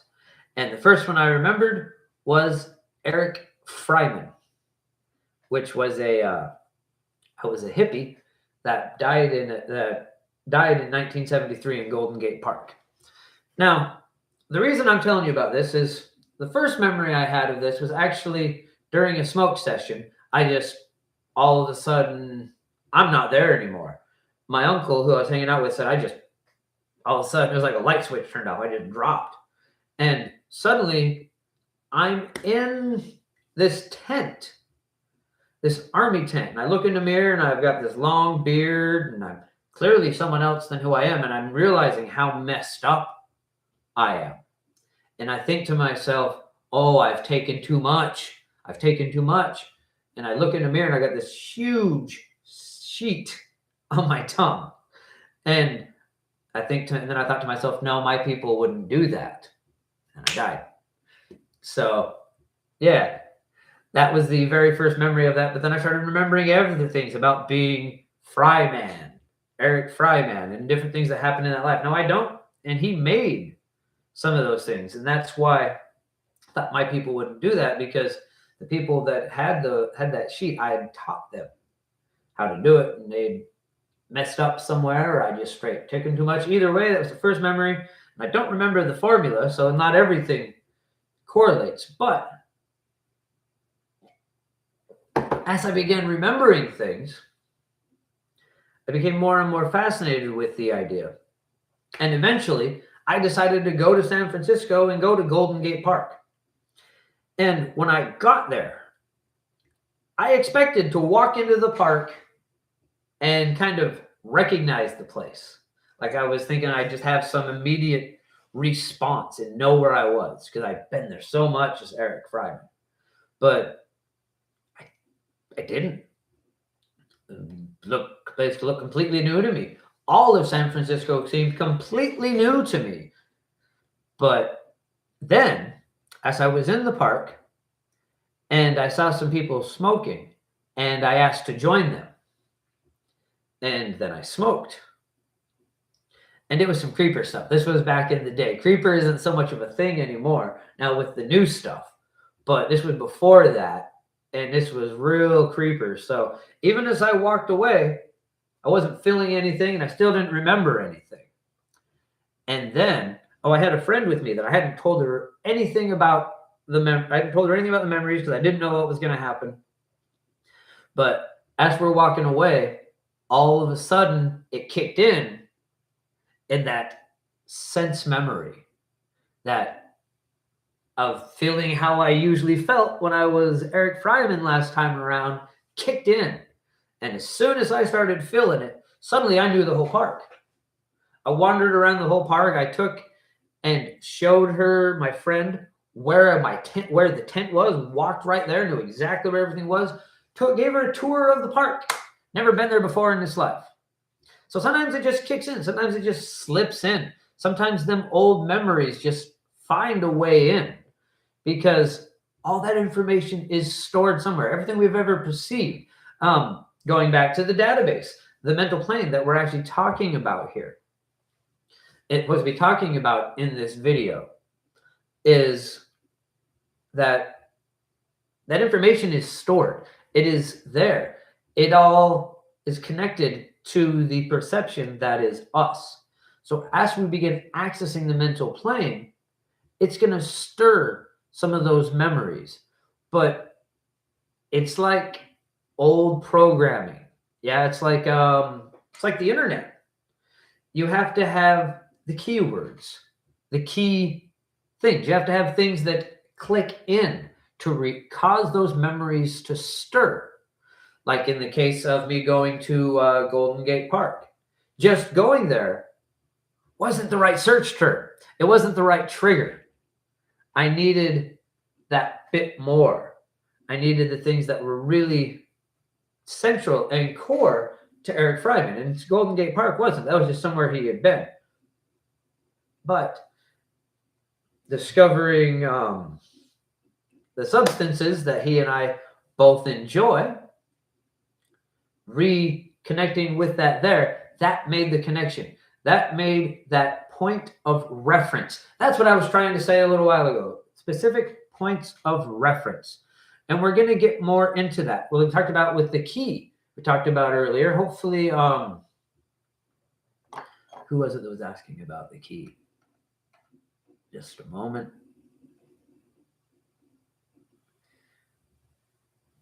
Archie. Yeah. Hopefully, Archie, if you're still here, that's part of what with the key. This point of reference, something that is specific to you, is a huge core and piece, not just of how we retain memories, but of how we are identified and marked as our own area of personal reality. Oh, this actually gets into another important aspect with the reaching for the higher self and this whole thing that we're talking about here, and could have been done with the enchanting of the hat, but I didn't bring it into it because I don't know how many of the people watching this have followed through to that point. But if you haven't made your hat yet, one of the things you can do when you make your hat is when you're doing that final part and you're reaching up to that final point. If you have a personal sigil, that is the symbol that is specific to you, you want to be reaching out, grabbing that from the back of the hat and pulling it out and pulling it up. Instead, in the thing I said, reaching up to your higher self. But that is part of what your personal sigil is a point of reference and specific detail to connecting you to your higher self. And that is part of the other reason with this key. My personal sigil doesn't look exactly like a key, but it has kind of the shape of a key. It correlates. It could be seen as that on some basis. And so that connects. These things resonate with each other. And that makes them specific to me and my point of reference within my perception of the reality. Okay.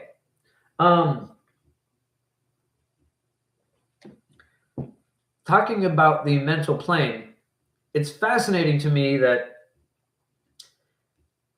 I feel like I understand this concept and the words are there, but I still feel like I'm not conveying the whole thing. It's another one of them things where you're just going to have to catch it. It just has to kind of slide in to be understood. There's a moment of realization. The words can only take us so far, is what I'm trying to say here. And I feel like there are better words that I'm just missing at the moment. But this understanding of the self and the information, you have to let it connect. Yeah, this is one of the things. It's simple once you accept how complex it is. And until you get that moment of actually seeing the things that you've been seeing all along, and finally seeing past them, but seeing them for the first time, that's understanding. That's what we're aiming for here. Realization. Yes. There you go.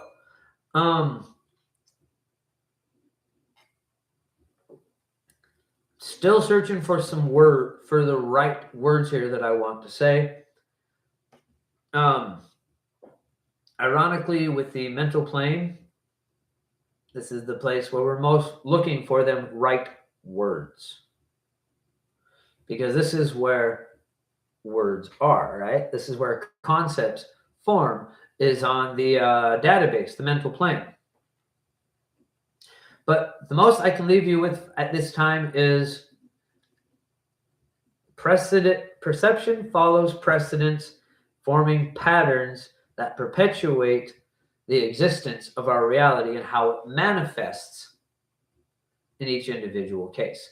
There are patterns and concepts that form around all things.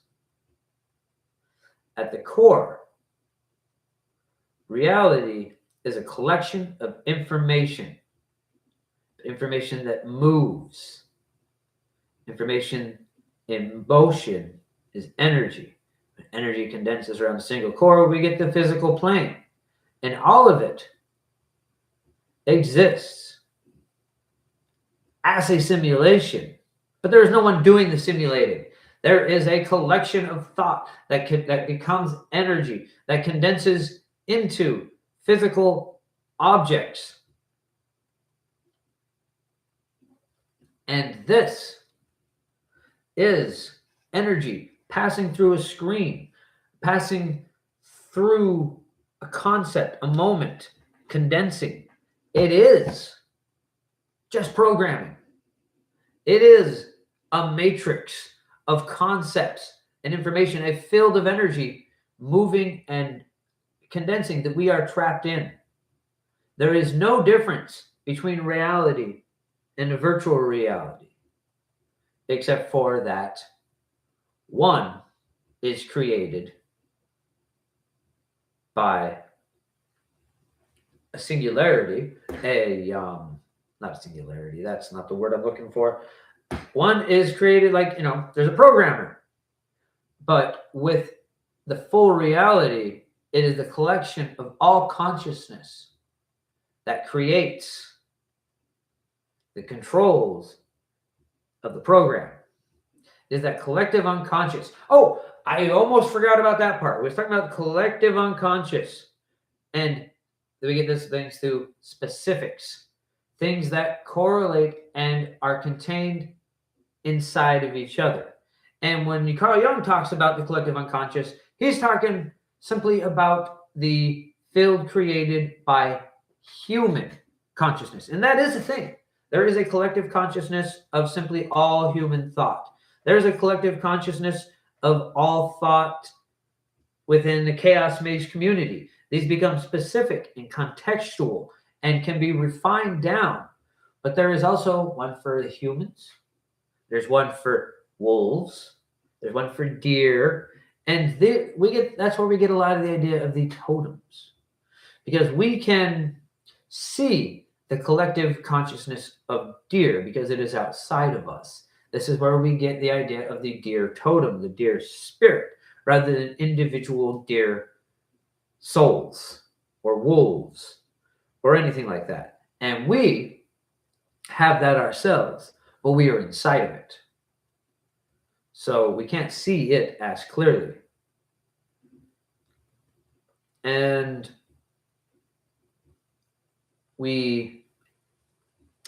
essentially, we are in the inside looking out from the collective consciousness of humans, but we also have access to the larger consciousness. And it's the same way all the way down, yeah? We can, if we're part of the Discordian community, we can't see it from the outside because we are in it. But we can see the Telema community as a collective conscious, a totem of these different aspects. And we want to break out of that. We want to create spiritual anarchy. That's why we don't stay within this system or that system. We don't want to get pinned within these things. We want to be able to transfer in and out of the different databases or smaller mental planes that exist within the many folds of reality. And this goes all the way down to us. We all have our own consciousness within inside of us that we work with, and we want to be able to program that and change it. Let's see. What else do we have to say? Drink's almost gone. Hat's been made. Talked quite a bit about the database and the collective consciousness. And I'm going to be calling it the database from now on because that is more the term that I understand. That's the way the Horde refers to it, is as the database. And we can actually search the database and try to reach out to these other thoughts. Anything that has been thought has left a path, has left a pathway, a program within the database. And we simply need to seek those out for ideas, to find the right keywords, to not only gather our own memories and thoughts, but to actually reach out and connect to others' ideas and concepts. That's the way it works. If one person thinks of an idea, the possibility of someone else thinking that same idea increase.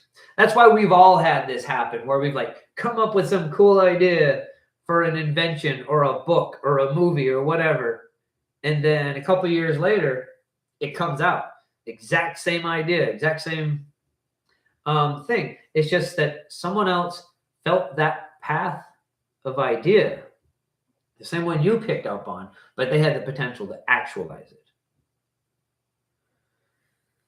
And so it's possible that when you're just sitting home thinking up intense ideas and philosophies, even if you don't act on them yourself in some way, it's still important.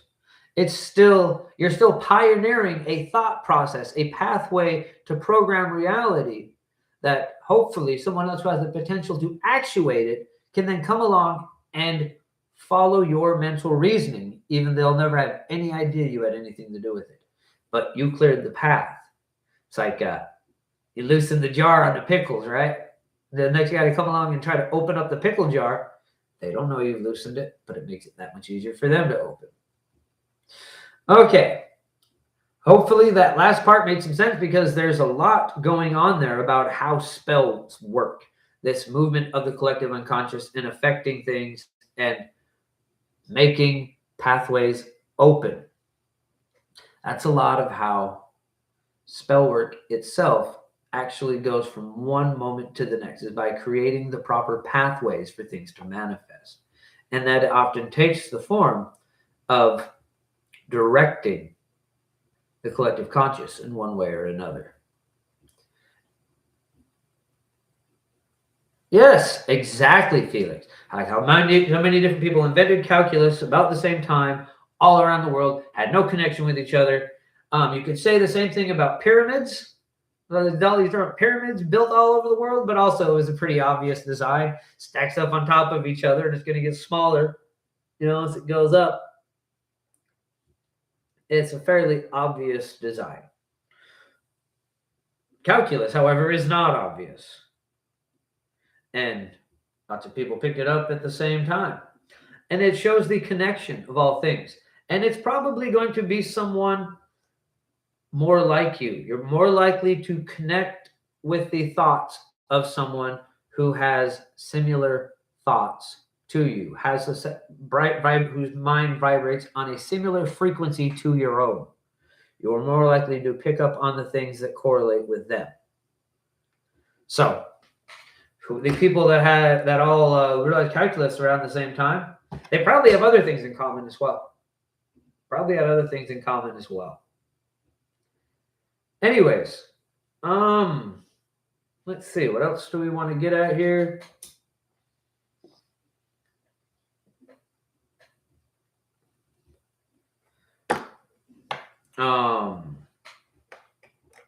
Yeah. What else do we have to say here? I always feel like I want to stay on longer. It makes me, once I get on, start going, I have trouble actually ending the stream.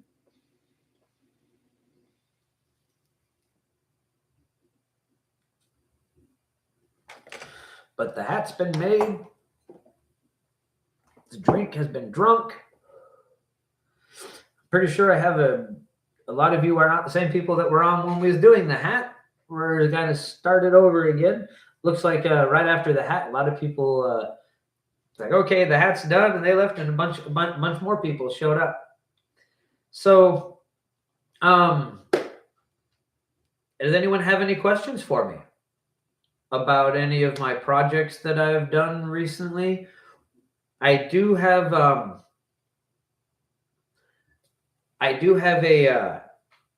reading that I'm going to be doing for a member, but they asked for that to be private, so we're not going to be doing that directly on the live. It's of something of a more personal nature, and for their own security reasons, it's best that that is done privately. So that won't be being done on the live. So we're not going to be going to members only and doing any divination. We'll be probably getting off here in just a moment, and then doing that reading privately. Let's see. I feel like there's more that I want to go over here.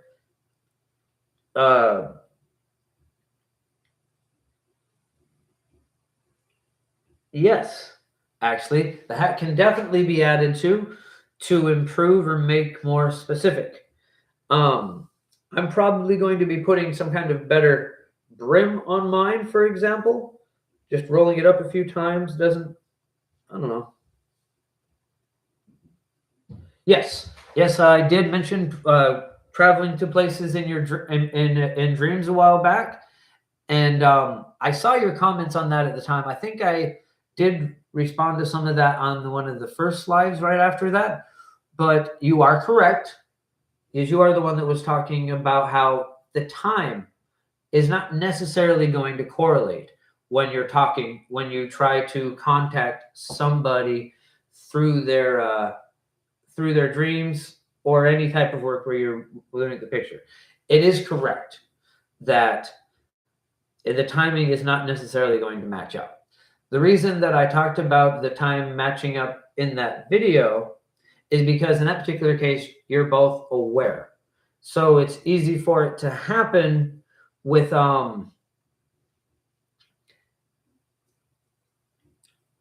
no outside influence besides the fact that you're doing this and they know you're going to do it.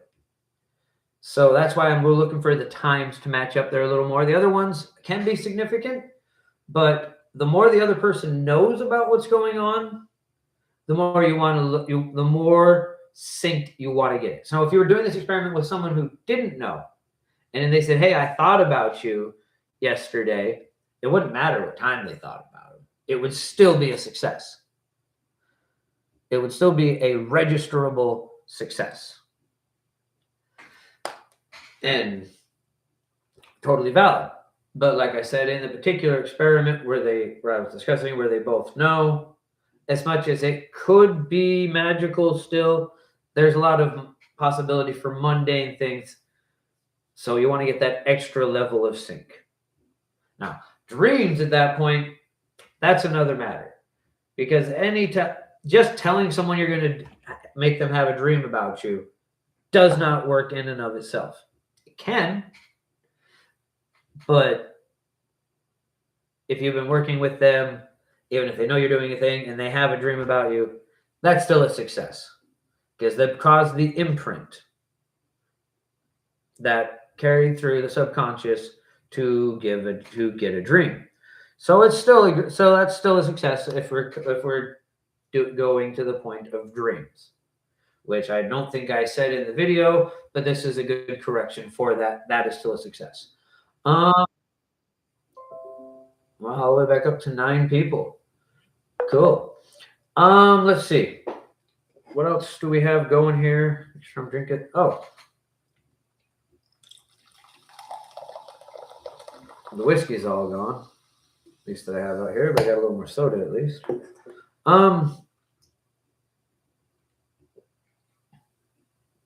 What else do we have to say here? I do want to do some updates on the stuff that we've been talking about with the AWA and the Fey Alliance. Things got real crazy there. With my dog passing, my mom passing, me getting married, the last year has been a real whirlwind for me. And when you're dealing with Fey and those type of things, that's going to be a whirlwind in and of itself. So there is still a pact and alliance being planned, but we're going around it. We're reweaving and unweaving that whole thing one more time to get it all correct, because we need something that works for both other kin, regular humans, the Fae that want to participate that don't have bodies, as opposed to other kin. Because obviously, if it's just an alliance of all the different people on Facebook that are humans or other kin or etc., well, that's just us. There is more. There needs to be more to that, more to it than that. And we also need to make sure that it's not done in a way that causes any sort of attempt at conformity. Anyone trying to be more like this or that, because the important aspect of the whole thing that I am working with, this whole thing, how you become powerful, is learning to know, understand, and create your own individual self, which can't be done by copying someone else. There has to be you in it. every single one of us have our particular specific point of perception within the pluralistic reality of the full pattern of existence. And it is important in order to fully grasp our own power that we do it from where we are. And it's going to be different where we are than it will be for anyone else. And we have to understand those specifics. You have to learn those for yourself. I definitely can't teach you how to be you, but I can teach you how to create you, how to get to the point where you are able to look in that mirror and see what you will find. Anyways, let's see. I got a little bit of a drink here. Let's not call it just yet. Like I said, I do have work with a client here pretty soon that I'm going to need to do. And I'm actually, as we're talking, getting some messages in my chat about some stuff going back home with my family that I might want to do. Nothing like as bad as the things I was just talking about, but this looks like something that, probably can want a response. Anyways, not going to get into that. That's neither here nor there. While I'm still here, updates. Servitor tanks are going well. I have shrimp again in the main servitor tank. I did put a philodendron in the top a while back, and I didn't know philodendrons were toxic to such life. We need to pay more attention to that. But what was interesting about that was I put the philodendron in the water, and that night, all night, I dreamed that the philodendron was catching the shrimps. And the next day I go, and well, they've all died. But I've got him back out. Got new shrimp in there to help the processing unit. The brine shrimp in the second servitor tank are doing amazingly well. They're providing a lot of bioenergy and processing for the servitor tank. And the philodendron has been pulled out, and he's going to be put up above.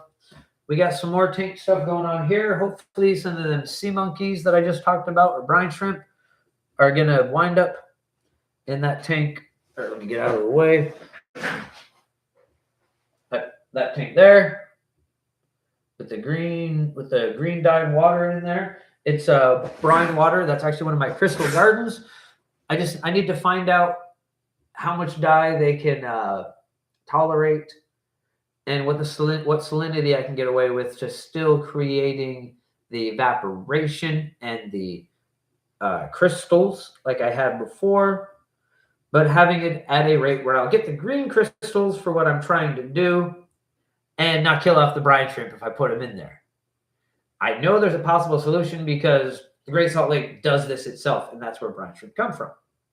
So this is possible. I suppose it might have been, wouldn't have been easier, but I suppose if I could have found a way to put my servitor sigil on the entire Great Salt Lake, yeah, no, that probably wouldn't work.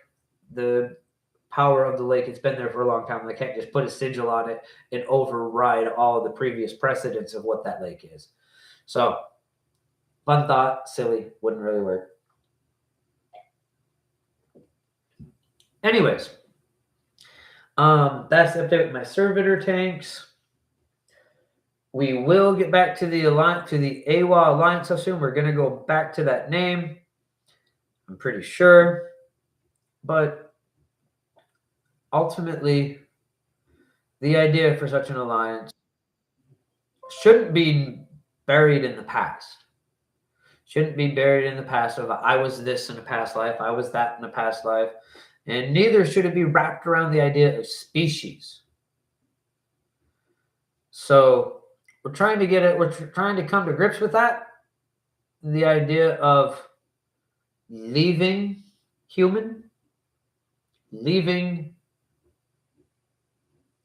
the concept of species and race behind and entering into a new idea. So we'll see where that goes. It's kind of hard for me to articulate and or fully understand because obviously this isn't just my decision. There's lots of dealings to be had and understandings to be made before we can move forward. So we'll get back to that eventually. As far as the stories, we'll see where we pick up with that again. I have a lot of my own past life memories, and I'm starting to feel a little bit more like if I'm going to tell stories, I ought to be telling mine and not my mentors. So we'll see where that goes from here. But I think we're going to go ahead and call it now. It's been fun. I've enjoyed being on here. Hopefully my hat wasn't too silly and you were able to follow the instructions. Oh, hello, Drum Witch. Every time I get ready to go, someone else pops on. But yeah, probably is about time for me to get going. There are some other things that I have to deal with. Like I said, we've got I do have a member who asked for their divination to be done today, but we're not going to be doing that live. I'm going to be doing that privately. So, should be on next Saturday, around about the same time. Hopefully, we won't have an issue with the sound like we did the first time around this time. Hopefully, that'll all go a little better. Anyways, yeah, I think we're gonna call it here. This week, forget what exactly we have coming out, but I'm gonna try and put stuff out Wednesdays, do the lives on Saturdays. I don't remember what the next live is coming up, but if anyone has any ideas about things they'd like to see, I'm certainly open to requests. Anyways, that's going to be it for this episode. Bright blessings and an interesting fate. This has been Sorcerer Tao.